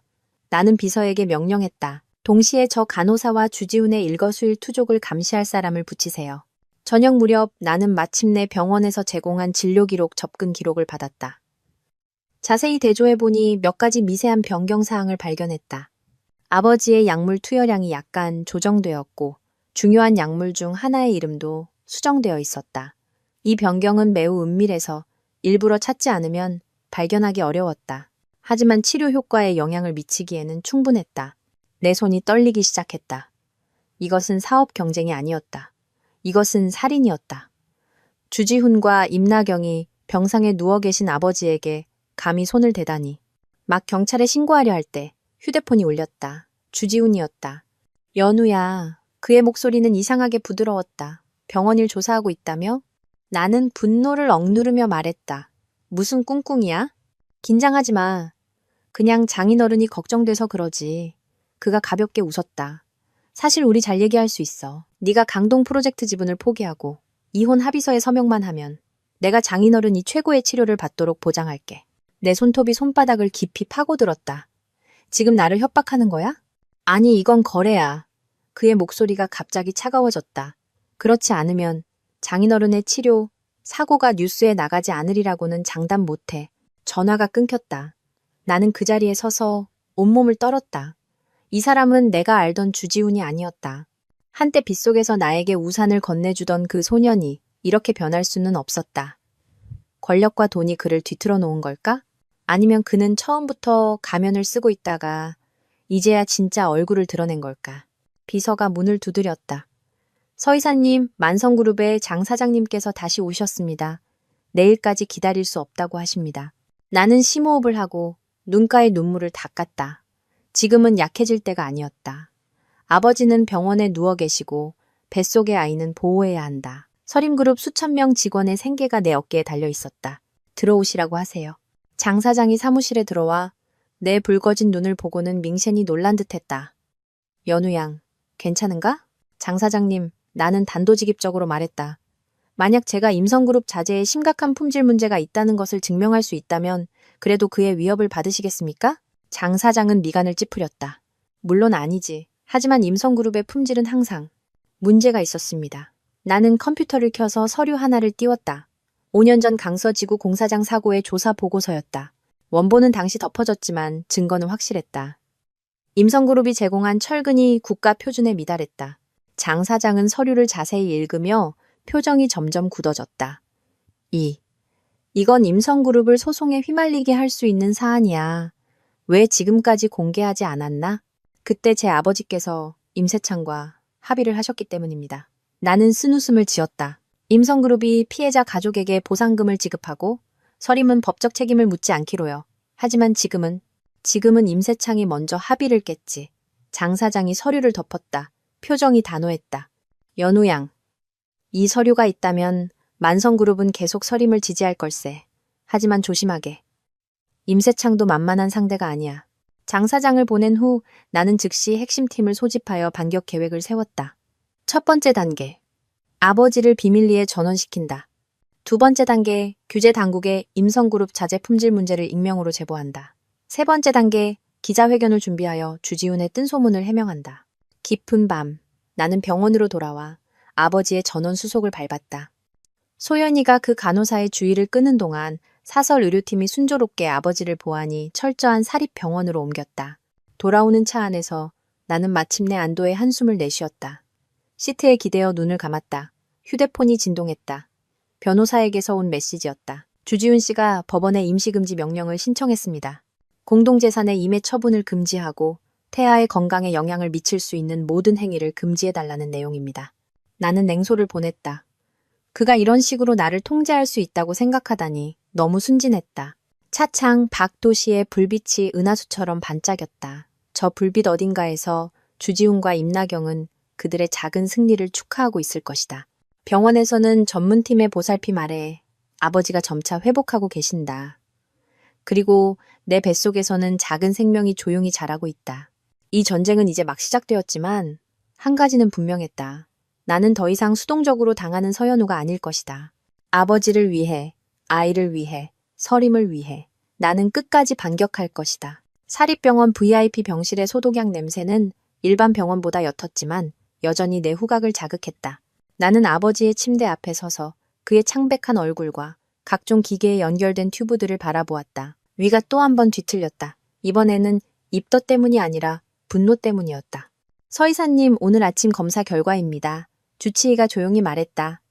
서 회장님의 상태는 안정적이지만 계속 관찰이 필요합니다. 나는 결과지를 받아들고 억지로 정신을 집중하여 의학 용어들을 읽었다. 아버지의 심장 혈관 막힘은 예상보다 심각했고 두 번째 수술이 필요했다. 하지만 그의 체력이 어느 정도 회복될 때까지 기다려야 했다. 언제쯤 수술이 가능할까요? 가장 빠르면 3일 후입니다. 의사는 잠시 망설였다.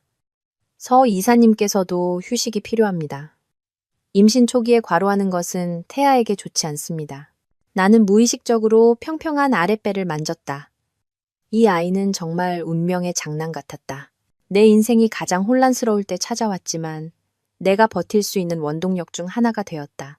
걱정해 주셔서 감사합니다. 주의하겠습니다. 나는 곁을 지키고 있는 경호원을 향해 돌아섰다. 지금부터 병실은 24시간 비워두면 안 됩니다. 모든 약과 음식은 반드시 소연 씨의 확인을 거쳐야 합니다. 병실을 나와 나는 복도 의자에 앉아 노트북을 열었다. 아버지가 쓰러진 지 사흘째, 회사에는 결제를 기다리는 서류가 산더미처럼 쌓여 있었다. 나는 병원과 회사를 오가며 동시에 주지훈과 임세창의 압박에 대응해야 했다. 받은 편지함에는 읽지 않은 메일이 가득했다. 가장 위에는 법무팀에서 온 메일이 있었다. 제목은 주성건설과 임성그룹의 협력 관계에 대한 조사 보고서였다. 나는 첨부 파일을 열어보고 보면 볼수록 경악했다. 보고서에 따르면 주성건설과 임성그룹의 협력은 이미 2년 전에 시작되었다. 주지훈과 임나경이 만나기 훨씬 전부터였다. 더 놀라운 것은 법무팀이 삭제된 전자계약서 하나를 복구해냈다는 것이다. 주지훈은 나와 결혼한 지 반년 만에 강동 프로젝트의 지배권을 임세창에게 넘기는 대신 임성그룹의 투자를 받는다는 비밀계약서에 서명했다.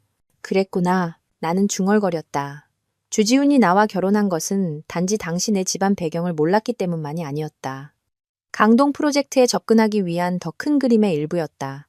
그리고 임나경의 등장은 아마도 임세창이 주지훈을 완전히 통제하기 위해 의도적으로 배치한 것이었을 것이다. 휴대폰이 갑자기 진동했다. 회사 비서였다. 서 이사님, 이사회 10분 후에 시작합니다. 요청하신 화상 연결 준비되었습니다. 나는 시간을 확인하고 서둘러 화상회의 프로그램을 열었다. 화면에 차례로 이사들의 얼굴이 나타났다. 몇몇은 내 뒤에 병원 배경을 보고는 눈살을 찌푸렸다. 이사님들 좋은 아침입니다. 나는 허리를 곧게 폈다. 먼저 제 아버지께서 병중에 계신 동안 지원해 주셔서 감사합니다. 오늘 회의의 주요 안건은 3가지입니다. 회의가 절반쯤 진행되었을 때 재무총괄 이사가 강동 프로젝트의 자금 부족에 대해 보고하고 있었다. 나는 갑자기 극심한 메스꺼움을 느꼈다. 입술을 깨물고 참으려 했지만 입덧은 걷잡을 수 없이 밀려왔다. 죄송합니다. 나는 재빨리 음소거 버튼을 누르고 병실 화장실로 달려가 구토를 했다. 구토를 마친 후 나는 거울 속의 창백한 자신을 보며 눈가가 뜨거워졌다. 이것이 직장 여성의 현실인가? 몸이 좋지 않아도 아버지가 병원에 누워 계셔도 나는 여전히 이사들 앞에서 강한 모습을 유지해야만 했다. 약한 모습을 조금이라도 보여서는 안 되었다. 찬물로 얼굴을 씻고 나는 심호흡을 한 뒤 다시 카메라 앞으로 돌아왔다. 죄송합니다. 계속하시죠. 나는 음소거를 풀고 최대한 평온한 목소리를 냈다. 몇몇 이사들이 서로 눈빛을 교환했다. 가장 나이가 많은 이사가 헛기침을 하며 말했다. 서 이사, 현재 건강 상태가 회장 직무대행을 하기에 적합한지, 나는 그가 무엇을 암시하는지 알았다. 임신하고 이혼 소송 중인 젊은 여자가 어떻게 서림 같은 대기업을 이끌 수 있겠느냐는 것이었다. 이 이사님, 나는 카메라를 똑바로 쳐다보았다. 제 아버지께서 서림을 창업하셨을 때 석 달 동안 매일 4시간만 주무셨다고 합니다. 서 씨 집안의 피에는 강인함이 흐릅니다. 제 건강 상태가 업무에 영향을 미치지는 않을 겁니다. 오히려 나는 아랫배를 만졌다. 이 아이는 제가 왜 서림을 지켜야 하는지 더 명확하게 해줍니다. 회의실은 조용해졌다. 마지막으로 재무총괄 이사가 침묵을 깼다. 서 이사님, 만성그룹이 요구하는 추가 담보건에 대해서는 회의는 2시간 동안 계속되었다. 끝났을 때 나는 이미 식은땀으로 흠뻑 젖어 있었지만 서림의 강남 상업부지를 담보로 제공하여 만성그룹의 지속적인 협력을 얻어내는 안을 이사회에서 통과시키는 데 성공했다. 막 노트북을 닫았을 때 소연이가 문을 열고 들어왔다. 그녀의 손에는 서류 한 부가 들려 있었다. 연우야, 이거 봐야 해. 그녀의 표정은 심각했다. 그 간호사 사물함에서 찾았어. 나는 서류를 받아들었다. 의료기록 사본이었지만 그 내용은 내 피를 순간 얼어붙게 했다. 그것은 위조된 아버지의 진료 기록이었다. 그의 병세를 극도로 심각하게 묘사하고 약물 중독 의심이라는 문구까지 추가되어 있었다. 그들이 뭘 하려는 거지? 내 목소리가 떨렸다. 소연이가 앉아 목소리를 낮췄다. 내가 그 간호사 통화 기록을 확인해 봤는데 어제 주지훈이랑 3번 통화했더라. 마지막 통화는 그녀가 퇴근한 직후였어. 나는 즉시 그들의 계획을 알아차렸다. 아버지의 병세 악화가 약물 중독 때문이라고 위조하고 그 죄를 나에게 뒤집어 씌우려는 것이다. 재산을 차지하기 위해 친아버지를 독살하려 한 딸. 그런 딸이 무슨 자격으로 서림을 상속받겠는가. 게다가 주지훈은 이미 내가 정신적으로 불안정하다는 소문을 퍼뜨리고 있었다. 즉시 아버지 경호를 강화해야 해. 나는 일어섰다. 그리고 이 위조된 진료 기록은 변호사에게 넘겨줘. 소연이는 고개를 끄덕였다. 이미 조치했어. 그런데 그녀는 잠시 망설였다. 연우야, 주지훈이 왜 갑자기 이렇게 미쳐 날뛰는지 생각해봤어? 단순히 이혼과 강동 프로젝트 때문에? 나는 잠시 생각에 잠겼다. 다른 이유가 있다는 거야? 내가 주성건설의 재무 상태를 알아봤어. 소연이가 휴대폰을 열어 데이터 그룹을 보여주었다. 겉으로 보이는 것보다 훨씬 더 심각해. 만약 강동 프로젝트가 없으면 주지훈은 반년 안에 파산할 거야. 그리고 임세창이 그를 구해주는 조건은 아마도 서림을 완전히 장악하는 것일 거야. 나는 숨을 헉 들이켰다. 이 음모는 내가 생각했던 것보다 훨씬 더 뿌리가 깊었다. 주지훈과 임세창은 단지 강동 프로젝트를 빼앗으려는 것이 아니었다. 그들은 서림 전체를 원하고 있었다. 나 회사에 좀 다녀와야겠어. 나는 가방을 들었다. 내가 직접 확인해야 할 서류가 있어. 소연이는 걱정스럽게 나를 보았다. 정말 휴식 안 취해도 괜찮겠어? 시간이 없어. 나는 쓴웃음을 지었다. 아, 그리고 박 변호사님 약속 좀 잡아줘. 오후 3시에 주지훈의 양육권 위협에 어떻게 대응할지 논의해야 해. 병원을 나설 때 하늘은 비가 올 것처럼 흐렸다. 경호원이 나를 위해 우산을 펴고 주차장으로 빠른 걸음으로 향했다. 우리가 차에 거의 다다랐을 때 검은색 SUV 한 대가 갑자기 우리를 향해 돌진했다. 조심하십시오. 경호원이 나를 뒤로 확 잡아당겼다. SUV는 내 옷자락을 스치며 굉음을 내고 지나갔다. 튀어오른 물이 내 바지를 적셨다. 이사님, 괜찮으십니까? 경호원이 긴장하며 물었다. 나는 고개를 저으며 멀어지는 SUV를 쏘아보았다. 번호판은 의도적으로 가려져 있었다. 하지만 그 순간 나는 운전석에서 마스크를 쓴 익숙한 옆모습을 본 것 같았다. 임나경과 통화했던 그 간호사였다. 즉시 주차장 CCTV 확보해요. 나는 경호원에게 말했다. 동시에 내 모든 일정의 경호를 강화하고요. 이건 사고가 아니에요. 살인미수예요. 주지훈과 임나경은 내가 사라지기를 기다릴 수 없을 만큼 조급해진 것이다. 그들은 내가 없으면 서림이 잘 익은 과일처럼 자신들의 손에 떨어질 것이라고 생각하고 있었다. 차 안에서 나는 사설 탐정에게 메시지를 보내 주지훈과 임나경의 일거수일투족을 24시간 감시해달라고 요청했다. 그리고 회사 IT팀에 전화를 걸어 아버지 컴퓨터에 모든 삭제된 파일을 복구해달라고 했다. 서림그룹 본사. 직원들은 나를 복잡한 눈빛으로 쳐다보았다. 나는 그들이 무슨 생각을 하는지 알았다. 임신 중 남편은 바람 피우고 아버지는 쓰러진 저 외동딸이 과연 서림을 위기에서 구해낼 수 있을까? 아버지 사무실에 들어서자 나는 심호흡을 했다. 이곳에는 아직 아버지가 즐겨 쓰시던 향수 냄새가 남아 있었다. 큰 책상 위에는 서류가 산더미처럼 쌓여 있었다. 나는 컴퓨터를 켜고 아버지가 알려주신 비밀번호를 입력했다. 그리고 주성건설, 임성그룹과 관련된 모든 파일을 검색하기 시작했다. 3시간 후 창밖에 가로등이 켜질 무렵 나는 마침내 암호화된 파일 하나에서 엄청난 비밀을 발견했다. 완벽한 인수 계획서였다. 날짜는 나와 주지훈이 결혼하기 3달 전이었다. 계획서에는 결혼을 통해 서림에 접근하고 점진적으로 강동 프로젝트를 장악하여 최종적으로 서림그룹 전체를 삼키는 단계가 상세하게 기술되어 있었다. 서명란에는 주지훈과 임세창의 이름이 있었다. 내 손이 떨리기 시작했다. 우리의 결혼은 처음부터 사기극이었다. 주지훈은 나를 사랑해서 결혼한 것이 아니라 서림을 위해서였다. 그 빗속에서의 기다림, 그 달콤한 맹세, 그 부드러웠던 밤들, 모든 것이 연기였다. 충격에 잠겨 있을 때 사무실 문을 두드리는 소리가 났다. 법무팀장이 들어왔다. 그의 표정은 매우 심각했다. 서 이사님, 법원에서 소환장이 왔습니다. 주지훈 씨가 긴급 심리를 신청했습니다. 이사님 명의의 서림 지분을 임시 동결해달라는 요청입니다. 이유는 이사님께서 태아의 건강을 해칠 가능성이 있다는 것입니다. 나는 냉소했다. 말도 안 돼. 무슨 증거로? 의료평가서입니다. 법무팀장이 나에게 서류를 건넸다. 이사님께서 과도한 정신적 스트레스로 인해 의사결정을 하기에 부적합하며 태아에게 영향을 미칠 수 있다는 내용입니다. 나는 서류를 펼쳐보고 서명한 의사의 이름을 보자 동공이 갑자기 수축했다.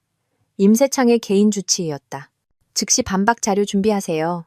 나는 일어섰다. 동시에 이 병원과 이 의사를 의료기록 위조 혐의로 고소하겠습니다.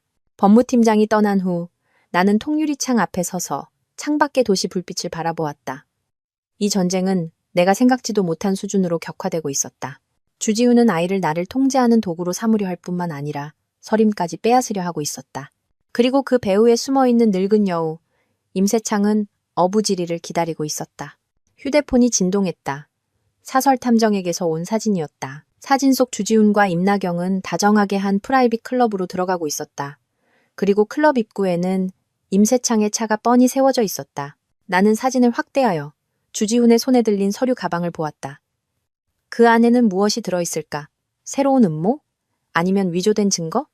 뱃속의 아이가 갑자기 움직였다. 이것은 내가 처음으로 느낀 태동이었다. 나는 아랫배를 만졌다. 마음이 복잡했다. 이 아이의 아버지는 나를 파멸시키기 위해 온갖 수단을 동원하고 있었다. 그리고 나는 그의 피를 이어받은 이 작은 생명을 보호해야만 했다. 아가야, 나는 나지막이 말했다. 엄마가 너를 지켜줄게. 그리고 할아버지 회사도 지켜줄게. 우리는 나쁜 사람들이 이기게 두지 않을 거야. 창밖의 비는 점점 더 거세게 내리며 유리를 세차게 때렸다. 나는 수화기를 들고 아버지의 개인 변호사에게 전화를 걸었다. 박 변호사님, 저 유언장 수정해야겠습니다. 그리고 서류 하나 준비해 주세요. 만약 저에게 무슨 일이 생기면 제 명의의 모든 지분과 자산은 제 아버지가 위탁 관리하고 제 아이가 성인이 될 때까지. 전화를 끊고 나는 반격 계획을 세우기 시작했다. 첫 번째 단계. 주성건설과 임성그룹의 유착 증거를 공개한다. 두 번째 단계. 의료 기록을 위조한 그 의사를 고소한다. 세 번째. 그리고 가장 중요한 단계. 나는 5년 전 강서 지구 공사장 사고의 진실을 찾아내 임세창이 이것으로 아버지를 위협할 기회를 주지 않도록 선제 공격해야 한다. 깊은 밤 내가 마침내 사무실을 나설 때 그 층에는 이미 아무도 없었다. 엘리베이터를 타고 지하 주차장으로 내려가자 경호원이 경계하며 주위를 둘러보고 안전을 확인한 후에야 나를 차에 태웠다. 병원으로 돌아가는 길에 나는 창밖에 반짝이는 네온사인을 보며 생각에 잠겼다. 석 달 전 나는 남편의 배신에 고통스러워하던 평범한 여자였다. 지금 나는 사업 전쟁, 의료 음모, 그리고 양육권 다툼을 동시에 마주해야 한다. 하지만 이상하게도 나는 두렵지 않았다. 오히려 전례 없는 결심이 내 마음속에서 솟아올랐다. 아버지를 위해, 아이를 위해, 서림의 수천 명 직원을 위해 나는 반드시 이겨야 한다. 주지훈과 임세창이 어떤 수단을 쓰든 나는 하나하나 반격할 것이다. 이 전쟁은 이제 막 시작되었을 뿐이다. 새벽 4시 서림그룹 본사 빌딩에는 여전히 몇 개의 불이 켜져 있었다. 나는 통유리창 앞에 서서 멀리 하늘이 밝아오는 것을 바라보았다. 손에는 따뜻한 우유 한 잔이 들려 있었다. 카페인은 이제 나에게 금지된 것이었다. 책상 위에 펼쳐진 서류들이 새벽빛에 유난히 눈에 띄었다. 그것은 사설탐정이 어젯밤 보내온 최신 조사 보고서였다. 이사님, 모두 도착했습니다. 비서가 조용히 말했다. 나는 고개를 끄덕이고 정장 재킷을 정리하며 회의실로 향했다. 문을 열자 안에는 이미 7, 8명이 앉아 있었다. 아버지의 오랜 친구 몇 분, 회사 핵심 임원들, 최고의 변호사와 홍보팀. 이것은 내가 신중하게 구성한 반격팀이었다. 오늘 주지훈과 임세창의 운명이 결정될 것이다. 모두 이른 새벽에 와주셔서 감사합니다. 나는 상석에 앉았다. 며칠간의 피로로 목소리가 약간 잠겨 있었다. 보시다시피 상황이 매우 긴급합니다. 프로젝터가 켜지고 관계망 도표가 나타났다. 주지훈, 임나경, 임세창. 세 사람의 모든 연락과 최근 활동이 명확하게 표시되어 있었다. 지난 72시간 동안 우리는 결정적인 증거를 수집했습니다. 나는 리모컨을 눌러 다음 사진으로 넘겼다. 이것은 주성건설의 지난 3년간 실제 재무제표입니다. 그들이 공시한 버전과 비교해 보시죠. 회의실에서 탄식이 터져나왔다. 두 보고서의 차이는 엄청났다. 주성건설은 실제로는 이미 자본 잠식 상태였지만 일련의 복잡한 관계사 거래와 허위 계약을 통해 흑자를 내는 것처럼 위장했다. 이것만으로도 주지훈을 감옥에 보낼 수 있습니다. 재무총괄이사가 안경을 고쳤었다. 뿐만이 아닙니다. 나는 다음 사진으로 넘겼다. 임세창은 역외 회사를 통해 주성건설에 자금을 지원했습니다. 조건은 주지훈이 강동 프로젝트의 지배권을 반드시 확보해야 한다는 것이었죠. 그리고 이 자금의 출처는 나는 잠시 말을 멈췄다. 임성그룹 상장사의 자금을 횡령한 것입니다. 법무팀장이 몸을 바로 세웠다. 이건 심각한 증권 사기입니다. 맞습니다. 나는 또 다른 사진들을 보여주었다. 더 흥미로운 것은 임나경은 임세창의 친조카가 아니라 그가 오랫동안 후원해온 내연녀라는 사실입니다. 그녀의 대학 졸업 학력은 위조되었고 상업 스파이 전과도 있습니다.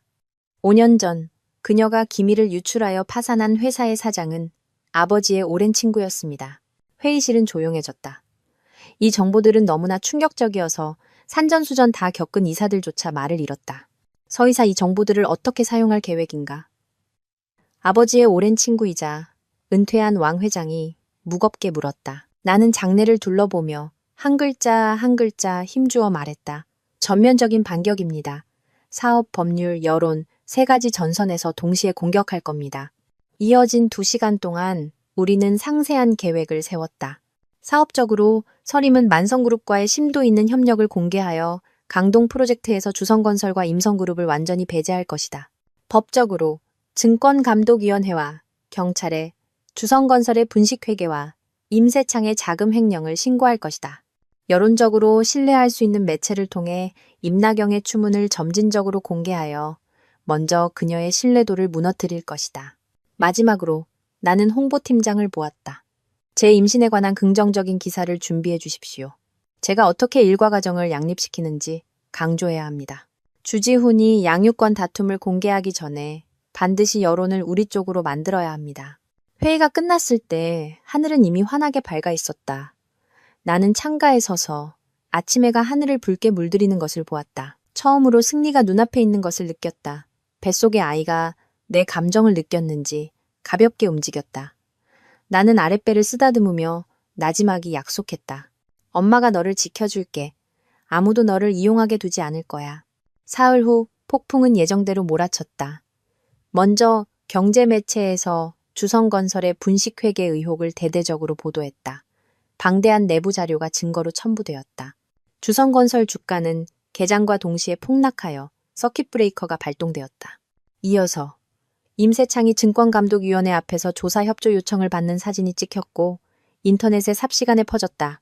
나는 사무실에 앉아 내가 연출한 이 폭풍을 실시간으로 지켜보았다. 컴퓨터 화면에서 주성건설의 주가는 끊어진 연처럼 수직으로 떨어졌다. 댓글 창은 욕설로 가득했다. 한때 화려했던 주지훈은 이제 모두에게 손가락질 받는 사기꾼이 되었다. 휴대폰이 울렸다. 주지훈의 번호였다. 나는 녹음 버튼을 누르고 전화를 받았다. 서연우. 그의 목소리는 쉬고 관기에 차 있었다. 네가 한 짓이지? 전부 네가 꾸민 짓이야. 나는 평온하게 대답했다. 나는 단지 진실을 세상에 알렸을 뿐이에요. 두고 봐. 그가 히스테릭하게 고함쳤다. 내가 너를 가만두지 않을 거야. 그 아이는 내 아이야. 내가 반드시 양육권을 가져올 거라고. 전화가 갑자기 끊겼다. 나는 고개를 저으며 녹음 파일을 변호사에게 보냈다. 이 협박은 양육권 소송에서 유용하게 쓰일 것이다. 오후의 기자회견은 더욱 흥미진진했다. 임나경의 전 직장 상사가 직접 나서 그녀가 어떻게 회사 기밀을 훔쳤는지 폭로했다. 몇몇 동창들은 그녀가 결코 학위를 수료하지 못했다고 증언했다. 가장 치명적인 일격은 한 타블로이드 기자가 날렸다. 그는 임나경과 임세창이 해외에서 휴가를 보내는 친밀한 사진들을 공개하여 삼촌, 조카라는 거짓말을 완전히 깨뜨렸다. 나는 사무실 TV 앞에 서서 뉴스에서 기자들에게 둘러싸여 쩔쩔매는 임나경의 모습을 보았다. 그녀는 선글라스를 썼지만 창백한 얼굴은 감출 수 없었다. 내연녀, 사기꾼이라는 질문에 한마디도 대답하지 못하고 결국 경호원들의 호의를 받으며 황급히 도망쳤다. 속 시원해? 소연이가 내 곁으로 와서 레몬수 한 잔을 건넸다. 나는 고개를 저었다. 이건 시작에 불과해. 주지훈 손에는 아직 그 비장의 카드가 남아있어. 5년 전 공사장 사고. 내가 알아봤어. 소연이가 목소리를 낮췄다. 그 사고는 분명히 임성그룹이 공급한 불량 철근과 관련이 있어. 하지만 당시 안전감독관은 주씨 집안에서 한파한 사람이었대. 만약 깊이 파고들면 주지훈의 아버지도 연루되어 있어. 내 눈이 빛났다. 증거 있어? 소연이가 고개를 끄덕였다. 그 안전감독관, 아직 살아있어. 교회에서 작은 슈퍼마켓을 하고 있대. 내가 사람을 보내 접촉해봤는데 증언할 의향이 있다고 했어. 다만 신변 보호를 요구했지. 즉시 조치해줘. 나는 컵을 꽉 쥐었다. 이것이 주지훈을 무너뜨릴 마지막 한 방울의 이슬이었다. 우리가 이야기하고 있을 때 비서가 급히 들어왔다. 이사님, 주지훈 씨의 어머니께서 오셨습니다. 이사님을 꼭 뵙겠다고 하십니다. 나와 소연이는 눈빛을 교환했다. 조미란이 이 시점에 찾아온 것은 분명 속셈이 있을 것이다. 들여보내세요. 하지만 핸드백은 검사하고요. 나는 경호원에게 지시했다. 몇 분 후 조미란이 들어왔다. 지난번 만났을 때의 그 거만한 모습과는 달리 오늘의 그녀는 눈에 띄게 초췌했다. 비싼 옷도 얼굴의 피곤함은 감추지 못했다. 연우야. 그녀는 입을 열자마자 눈시울을 붉혔다. 내가 사과하러 왔다. 나는 일어서지 않고 그저 차갑게 그녀를 바라보았다. 조 여사님, 용건만 간단히 하시죠. 그녀는 잊지도 않은 눈물을 닦는 척하며 말했다. 우리 지훈이 그 임나경이란 애한테 홀렸던 거야. 그 애가 우리 지훈이한테 약을 먹이고 이상한 사진들을 찍어서 협박했대. 그 분식 회계 같은 것도 다 임세창이 시켜서 한 거고. 나는 웃음이 터질 뻔했다. 이런 어설픈 거짓말은 삼류 드라마에서도 쓰지 않을 것이다. 조 여사님, 나는 서랍을 열어 서류 한 부를 꺼냈다. 이건 주지훈 씨와 임세창의 협력 계약서입니다. 날짜는 우리가 결혼하기 3달 전이에요. 그때는 임나경 씨가 나타나기도 전이었죠. 그녀의 얼굴이 순식간에 새파래졌다. 주 씨 집안의 계산은 아주 정교했어요. 나는 계속했다. 서 씨 집안 딸과 결혼해서 강동 프로젝트를 장악하고 마지막에는 서림을 삼킨다. 아쉽게도 나는 아랫배를 만졌다. 이 아이가 변수가 될 줄은 몰랐겠죠. 조미란의 눈이 내 배를 뚫어지게 쳐다보았다. 연우야, 아이는 그래도 주씨 집안의 핏줄이야. 지훈이가 아이 아버지인데 그에게도 권리 없어요. 나는 벌떡 일어섰다. 장인을 살해하려 하고 아내를 협박하는 사람이 무슨 자격으로 아버지가 되겠다는 거죠? 조미라는 내 갑작스러운 분노에 압도당했다. 그녀는 입을 벌렸지만 아무 소리도 내지 못했다. 조 여사님 돌아가세요. 나는 호출벨을 눌렀다. 주지훈 씨에게는 법정에서 보자고 전해주시고요. 경호원이 들어와 그녀를 데리고 나가려 할 때 조미라는 갑자기 경호원의 손을 뿌리치고 나를 아기의 찬눈으로 쏘아보았다. 서연우, 너무 더 이해하지 마. 내 아들이 그렇게 쉽게 무너지지 않을 거야. 그 아이 우리 주씨 집안에서 반드시 데려올 거니까. 그녀가 떠나는 뒷모습을 보며 나는 긴 한숨을 내쉬고 의자에 다시 앉았다. 이 연극은 드디어 클라이맥스를 향해 가고 있었다. 저녁에 아버지의 새병실로 돌아갔다. 그는 며칠 전보다 훨씬 정신이 좋아 보였다. 의사는 그가 잘 회복하고 있으며 일주일 후에 2번째 수술을 할 수 있다고 했다. 연우야, 오늘 뉴스 다 봤다. 아버지는 침대에 기대어 앉아 계셨다. 아주 잘했다. 하지만 궁지에 몰린 개가 사람을 무는 법이니 조심해야 한다. 주지훈은 이제 가진 게 없으니 수단과 방법을 가리지 않을지도 몰라. 나는 고개를 끄덕이며 그에게 사과를 깎아드렸다. 이미 경호를 강화했어요. 그리고 소연이가 그 옛날 공사장 사고의 안전감독관을 찾았어요. 그 사람이 증언하겠대요. 아버지의 눈이 빛났다. 잘 됐구나. 그 감독관이 핵심 증인이야. 만약 주씨 집안도 진실을 은폐하는 데 가담했다는 것을 증명할 수 있다면 임세창은 더 이상 우리를 위협할 수 없지. 우리는 잠시 회사 일에 대해 이야기했다. 아버지가 갑자기 물으셨다. 연우야, 그 아이에 대해서. 정말 낳기로 결심한 거니? 사과를 깎던 내 손이 멈칫했다. 네, 아빠. 아버지가 누구든 그는 제 아이예요. 아버지는 잠시 침묵하시더니 나지막이 말씀하셨다. 양육권 소송이 쉽지 않을 거라는 건 알지? 법원은 보통 아이를 어머니에게 보내는 경향이 있지만 주씨 집안은 모든 수단을 동원할 거다. 알아요. 나는 과도를 내려놓았다. 하지만 그들이 이기게 두지 않을 거예요.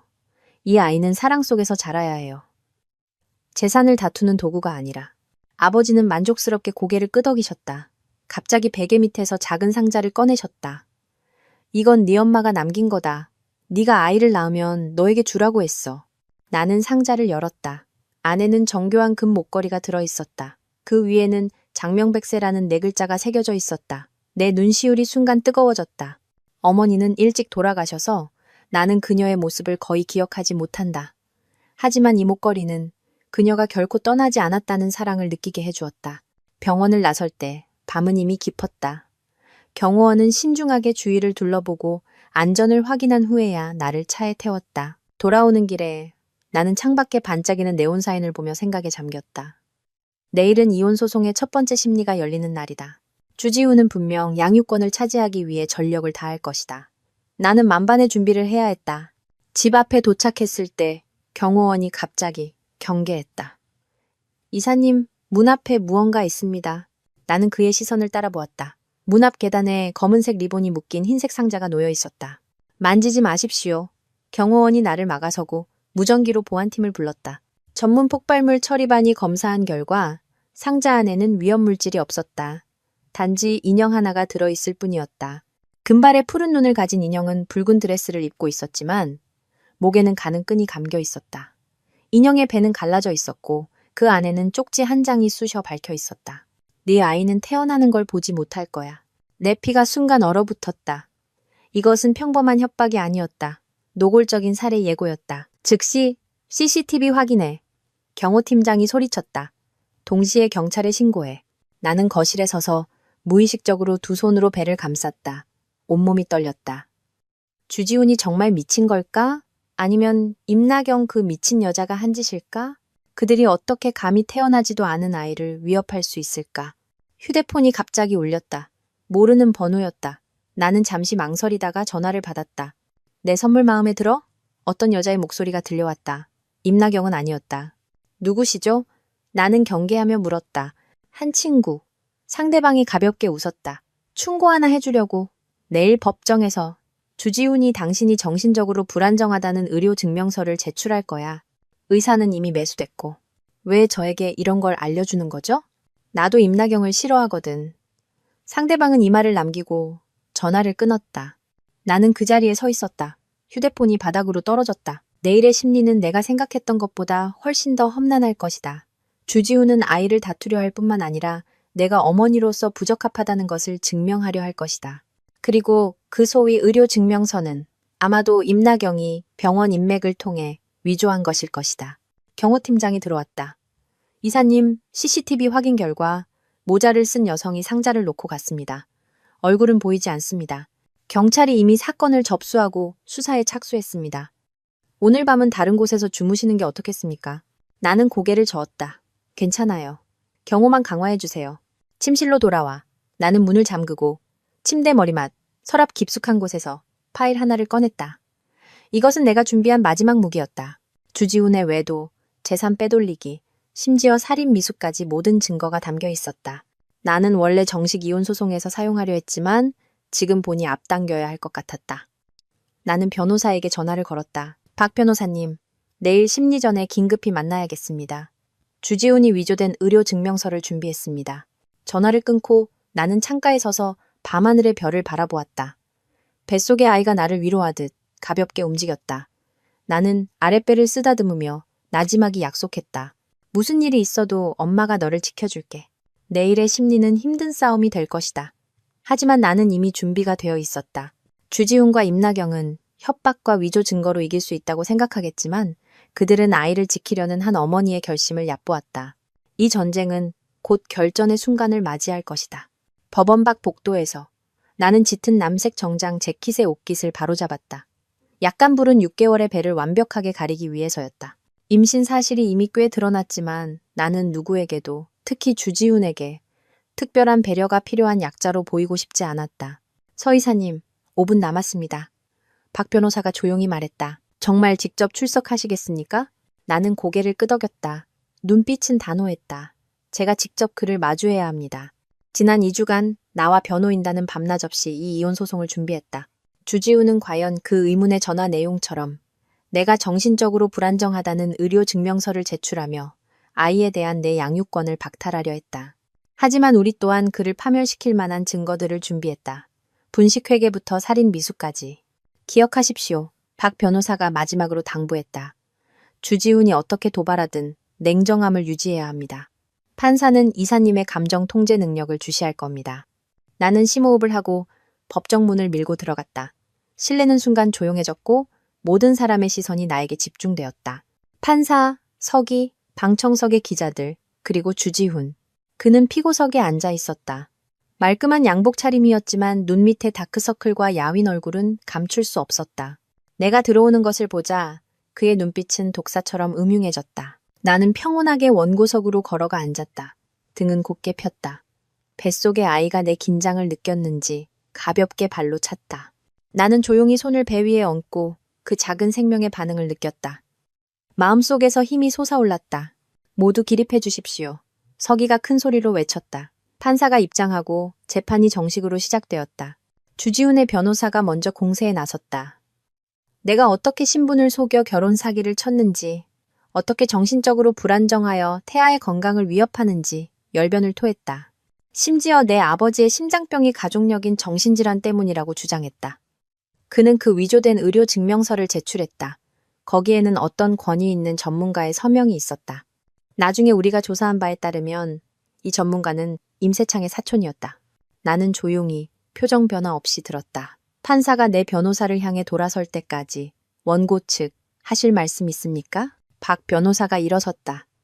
목소리는 침착하고 힘이 있었다. 재판장님, 저희 측은 피고 주지훈 씨가 심각한 혼인 파탄의 책임이 있을 뿐만 아니라 여러 불법 범죄 행위에 연루되어 있음을 증명하겠습니다. 이어진 2시간 동안 내 변호인단은 마치 양파 껍질을 벗기듯 주지훈의 진짜 모습을 하나하나 폭로했다. 먼저 외도 증거, 호텔 CCTV, 친밀한 사진들, 송금 기록, 그 다음은 재산 빼돌리기 증거, 우리의 신혼집, 공동계좌 자금, 심지어 내 보석들까지. 마지막은 살인 미수 증거, 주차장 CCTV에 찍힌 나를 향해 고의로 돌진했던 SUV, 그리고 운전석에 선명하게 찍힌 그 간호사의 얼굴. 주지훈의 얼굴은 점점 더 굳어갔다. 그의 변호사는 계속해서 이의를 제기했지만 모두 판사에 의해 기각되었다. 원고 측, 마지막 증거가 있습니다. 박 변호사가 녹음기 하나를 꺼냈다. 이것은 서현우 씨와 주지훈 씨의 통화 기록입니다. 시점은 주성건설의 분식회계 뉴스가 터진 직후입니다. 녹음이 재생되기 시작했다. 주지훈의 히스테릭한 목소리가 법정에 울려 퍼졌다. 두고 봐. 내가 너를 가만두지 않을 거야. 그 아이는 내 아이야. 내가 반드시 양육권을 가져올 거라고. 그리고 그날 조미란이 내 사무실에 찾아왔을 때의 녹음. 그 아이, 우리 주씨 집안에서 반드시 데려올 거니까. 마지막은 더 충격적인 대화였다. 주지훈과 임나경이 어떤 프라이빗 클럽에서 나눈 대화. 그들은 어떻게 내 정신병력을 위조할지 상세하게 논의했고 심지어 아이가 유산되면 더 좋다는 말까지 언급했다. 녹음이 끝나자 법정은 쥐죽은 듯이 고요했다. 주지훈의 얼굴은 이미 사람의 형상이 아닐 정도로 일그러져 있었다. 그가 벌떡 일어섰다. 조작이야! 전부 조작이야. 판사가 의사봉을 내리쳤다. 피고, 감정을 통제하십시오. 재판장님, 박 변호사가 승기를 잡고 몰아붙였다. 저희 측은 법정에서 다른 영상 증거를 재생할 것을 신청합니다. 판사가 고개를 끄덕였다. 프로젝터가 켜지고 화면에는 주지훈과 임세창이 한 레스토랑에서 은밀하게 대화하는 모습이 나타났다. 주지훈이 분명하게 말했다. 아이 양육권만 가져오면 서림 지분은 우리 거야. 서천명 그 늙은이 얼마 못 살아. 꺼! 당장 꺼! 주지훈이 갑자기 소리치며 프로젝터를 향해 달려들었지만 법원 경위들에게 제지당했다. 그는 나를 향해 돌아섰다. 그의 눈은 광적인 분노로 불타고 있었다. 서현우, 이 천한 것, 네가 이겼다고 생각하지? 내가 말해주지. 아이가 아직 내 뱃속에 있는 한 게임은 끝나지 않았어. 판사가 연달아 의사봉을 내리쳤다. 피고, 즉시 정숙하십시오. 하지만 주지훈은 이미 완전히 이성을 잃었다. 그 아이는 내 거야. 내 거라고. 태어나더라도 내가 빼앗아올 거야. 너, 그리고 그 늙은이. 그만. 판사가 소리쳤다.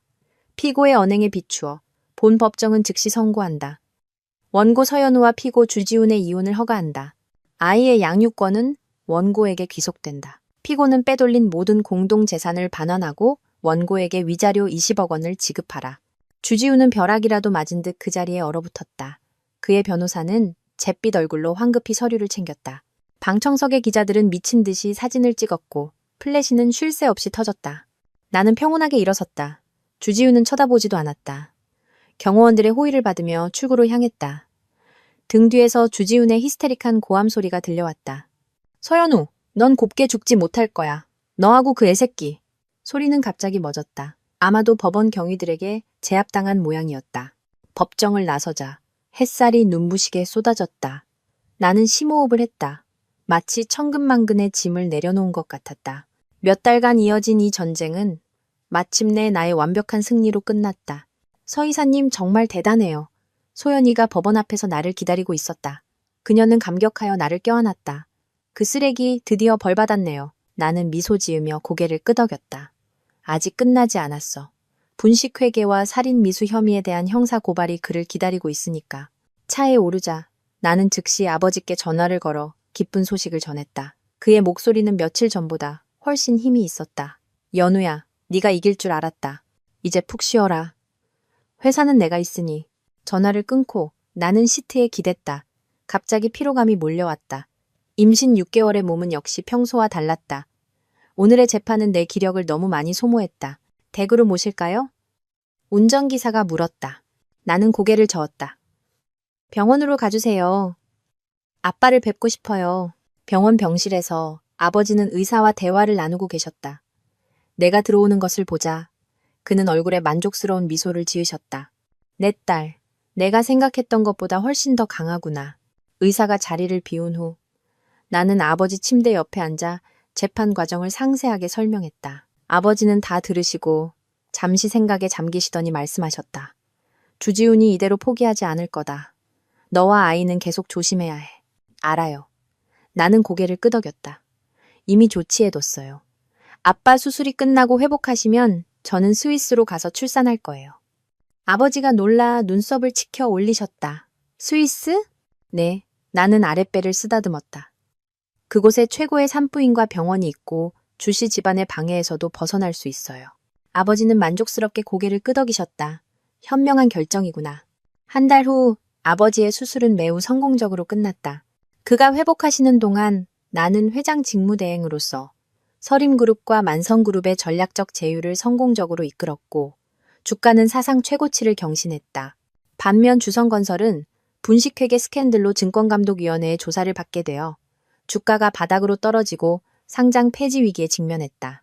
임세창 역시 자금 횡령과 상업 뇌물 혐의로 경찰에 연행되어 조사를 받았다. 주지훈은 형사 입건된 후 자취를 감췄다. 동남아로 도피했다는 소문이 돌았다. 임나경은 한 비즈니스 만찬에서 상업 스파이 혐의로 경찰에 체포되었다. 그녀는 자신이 알고 있는 비밀을 이용해 선처를 받으려 했지만 5년 전 공사장 사고의 진실을 포함한 그 소위 비밀들은 이미 우리가 먼저 공개하여 위협 가치를 상실한 후였다. 스위스로 떠나기 전 나는 발신이 넘는 편지 한 통을 받았다. 안에는 단 한 문장만 적혀 있었다. 임나경에게 복수해줘서 고마워요. 아마도 나에게 경고해 주었던 그 의문의 여성이 보낸 것 같았다. 어쩌면 임세창의 또 다른 내연녀였을지도 모른다. 스위스의 겨울은 깨끗하고 평온했다. 나는 제네바 호숫가의 별장에서 원격으로 회사 업무를 처리했다. 매일 산책하고 책을 읽고 음악을 들으며 곧 태어날 새로운 생명을 준비했다. 뱃속의 아이는 점점 더 활발해져 종종 한밤중에 나를 깨우곤 했다. 그럴 때마다 나는 배를 쓰다듬으며 그에게 조용히 말을 걸었다. 이 세상이 때로는 잔인하지만 더 많은 아름다움이 있다고. 출산 예정일 2주 전 아버지가 나를 보러 오셨다. 그의 건강은 완전히 회복되었고 병을 앓기 전보다 오히려 더 정신이 좋아 보이셨다. 우리는 함께 산책하며 회사의 미래 계획에 대해 이야기했다. 연우야, 네가 돌아오면 나는 정식으로 은퇴할 생각이다. 아버지가 갑자기 말씀하셨다. 서림을 너에게 맡기면 나는 아주 마음이 놓인다. 나는 걸음을 멈췄다. 아빠, 저는 아직 더 배워야 해요. 너는 이미 아주 잘하고 있다. 아버지가 내 어깨를 토닥였다. 지난 반년 동안 회장 직무대행으로서 네 결정들은 모두 현명했어. 서림에는 새로운 피가 필요하고 너의 안목이 필요하다. 내 눈시울이 뜨거워졌다. 나는 고개를 끄덕였다. 7년 전, 나는 사랑을 위해 해외 유학의 기회를 포기했다. 이제 운명은 나에게 더 큰 무대를 주었다. 누구의 아내도 누구의 며느리도 아닌 나 자신, 서연으로서. 아이의 출생은 예정일보다 일주일 빨랐다. 그날 새벽, 나는 갑자기 진통을 느껴 병원으로 긴급 이송되었다. 출산 과정은 예상외로 순조로웠다. 3시간도 채 되지 않아 건강한 사내아이가 이 세상에 나왔다.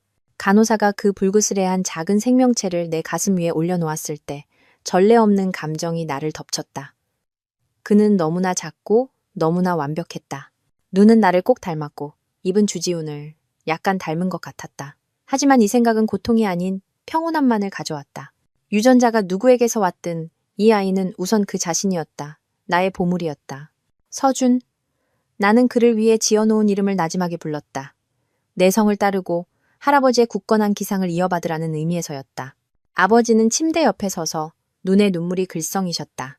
귀국 후 나는 아이를 돌보면서 서림그룹 회장직에 정식으로 취임했다. 모든 사람의 예상을 깨고 나는 회사의 완벽한 시설에 모자 휴게실을 설치하고 수유기간에 엄마들이 아이를 데리고 출근하는 것을 허락했다. 이 조치는 재계에 큰 파장을 일으켰다. 누군가는 내가 회사를 어린이집으로 만들었다고 비웃었지만 곧 직원들의 충성도와 업무 효율이 향상되자 의심하던 사람들은 입을 다물었다.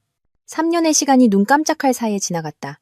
서준이는 젖먹이 아기에서 활발하고 사랑스러운 어린 소년으로 자랐다. 내 눈매와 고집스러운 성격을 닮았다. 서림그룹은 내 리더십 아래 전통적인 건설 자재 기업에서 친환경 건축 솔루션 제공업체로 성공적으로 전환했고 시가총액은 2배로 뛰었다. 아버지는 완전히 은퇴하고 세계 여행을 떠나셨다. 가끔 영상통화로 외손자를 놀려주곤 하셨다.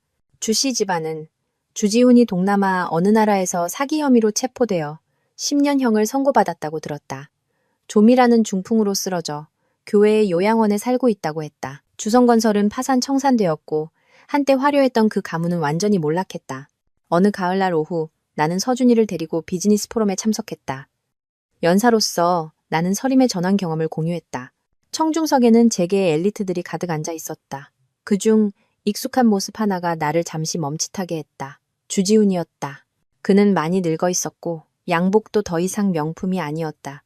맨 뒷줄 구석에 앉아 있었다. 연설이 끝난 후 그가 나를 막아섰다. 연우야. 경호원들이 즉시 다가왔다. 나는 손을 저어 그들을 물러나게 하고 서준이를 보모에게 맡겨 데리고 가게 했다. 오랜만이네요. 나는 평온하게 말했다. 마치 평범한 사업 파트너에게 인사하는 것처럼. 주지훈의 시선은 서준이의 뒷모습을 쫓다가 다시 내 얼굴로 돌아왔다. 너를 많이 닮았구나. 나는 대답하지 않고 그저 조용히 그를 바라보았다. 한때 나를 죽도록 고통스럽게 했던 이 남자는 이제 내 마음속에서 약간의 연민만을 불러일으킬 뿐이었다. 그가 몰락해서가 아니라 그가 진정한 사랑과 책임이 무엇인지 영원히 이해하지 못할 것이기 때문이었다. 나, 서림이 요즘 아주 잘 나간다고 들었어. 그가 어색하게 입을 열었다. 축하해. 고맙습니다. 나는 고개를 끄덕였다. 다른 할 말 있으세요? 저는 다음 회의에 참석해야 해서요. 그는 잠시 망설이다가 갑자기 비굴하게 말했다. 연우야, 내가 잘못했다는 거 알아. 나는 이제 가진 게 아무것도 없어. 혹시 서준이를 봐서라도 일자리를 달라는 건가요? 나는 그의 의도를 직접적으로 물었다. 그는 부끄러운 듯 고개를 끄덕였다. 나는 잠시 생각에 잠겼다. 다음 주 월요일에 서림인사팀에 가서 면접 보세요. 말단 영업직 자리가 하나 비어 있어요. 당신이 감당할 수 있을지 보죠. 그가 고개를 번쩍 들었다. 눈에 놀라움이 스쳤다가 이내 다시 어두워졌다. 영업직. 나는 그렇게 낮은 직책은 한 번도. 그럼 계속 가진 것 없이 사시든가요? 나는 돌아서서 가려고 했다. 잠깐만. 그가 나를 불렀다. 갈게. 나는 고개를 끄덕였지만 돌아보지는 않았다. 기억하세요. 면접 볼 때 당신과 나의 관계는 언급하지 마세요. 포럼장을 나서자 가을 햇살이 따뜻하고 눈부시지 않았다. 서준이가 보무 품에 안겨 나를 향해 손을 흔들었다. 햇살처럼 환한 미소였다.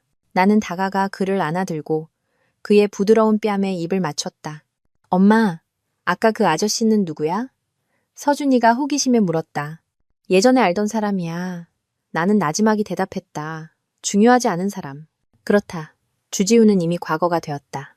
지금의 나는 서준이의 엄마이고 서림그룹의 수장이며 내 인생의 주인이다. 배신과 고통으로 가득했던 그 결혼 생활은 지금 생각해보니 인생이라는 긴강에서 만난 하나의 험한 여울목에 불과했다. 그리고 나는 이미 더 넓은 바다를 향해 나아가고 있었다. 휴대폰이 울렸다. 비서가 다음 회의가 곧 시작될 것이라고 알려주었다.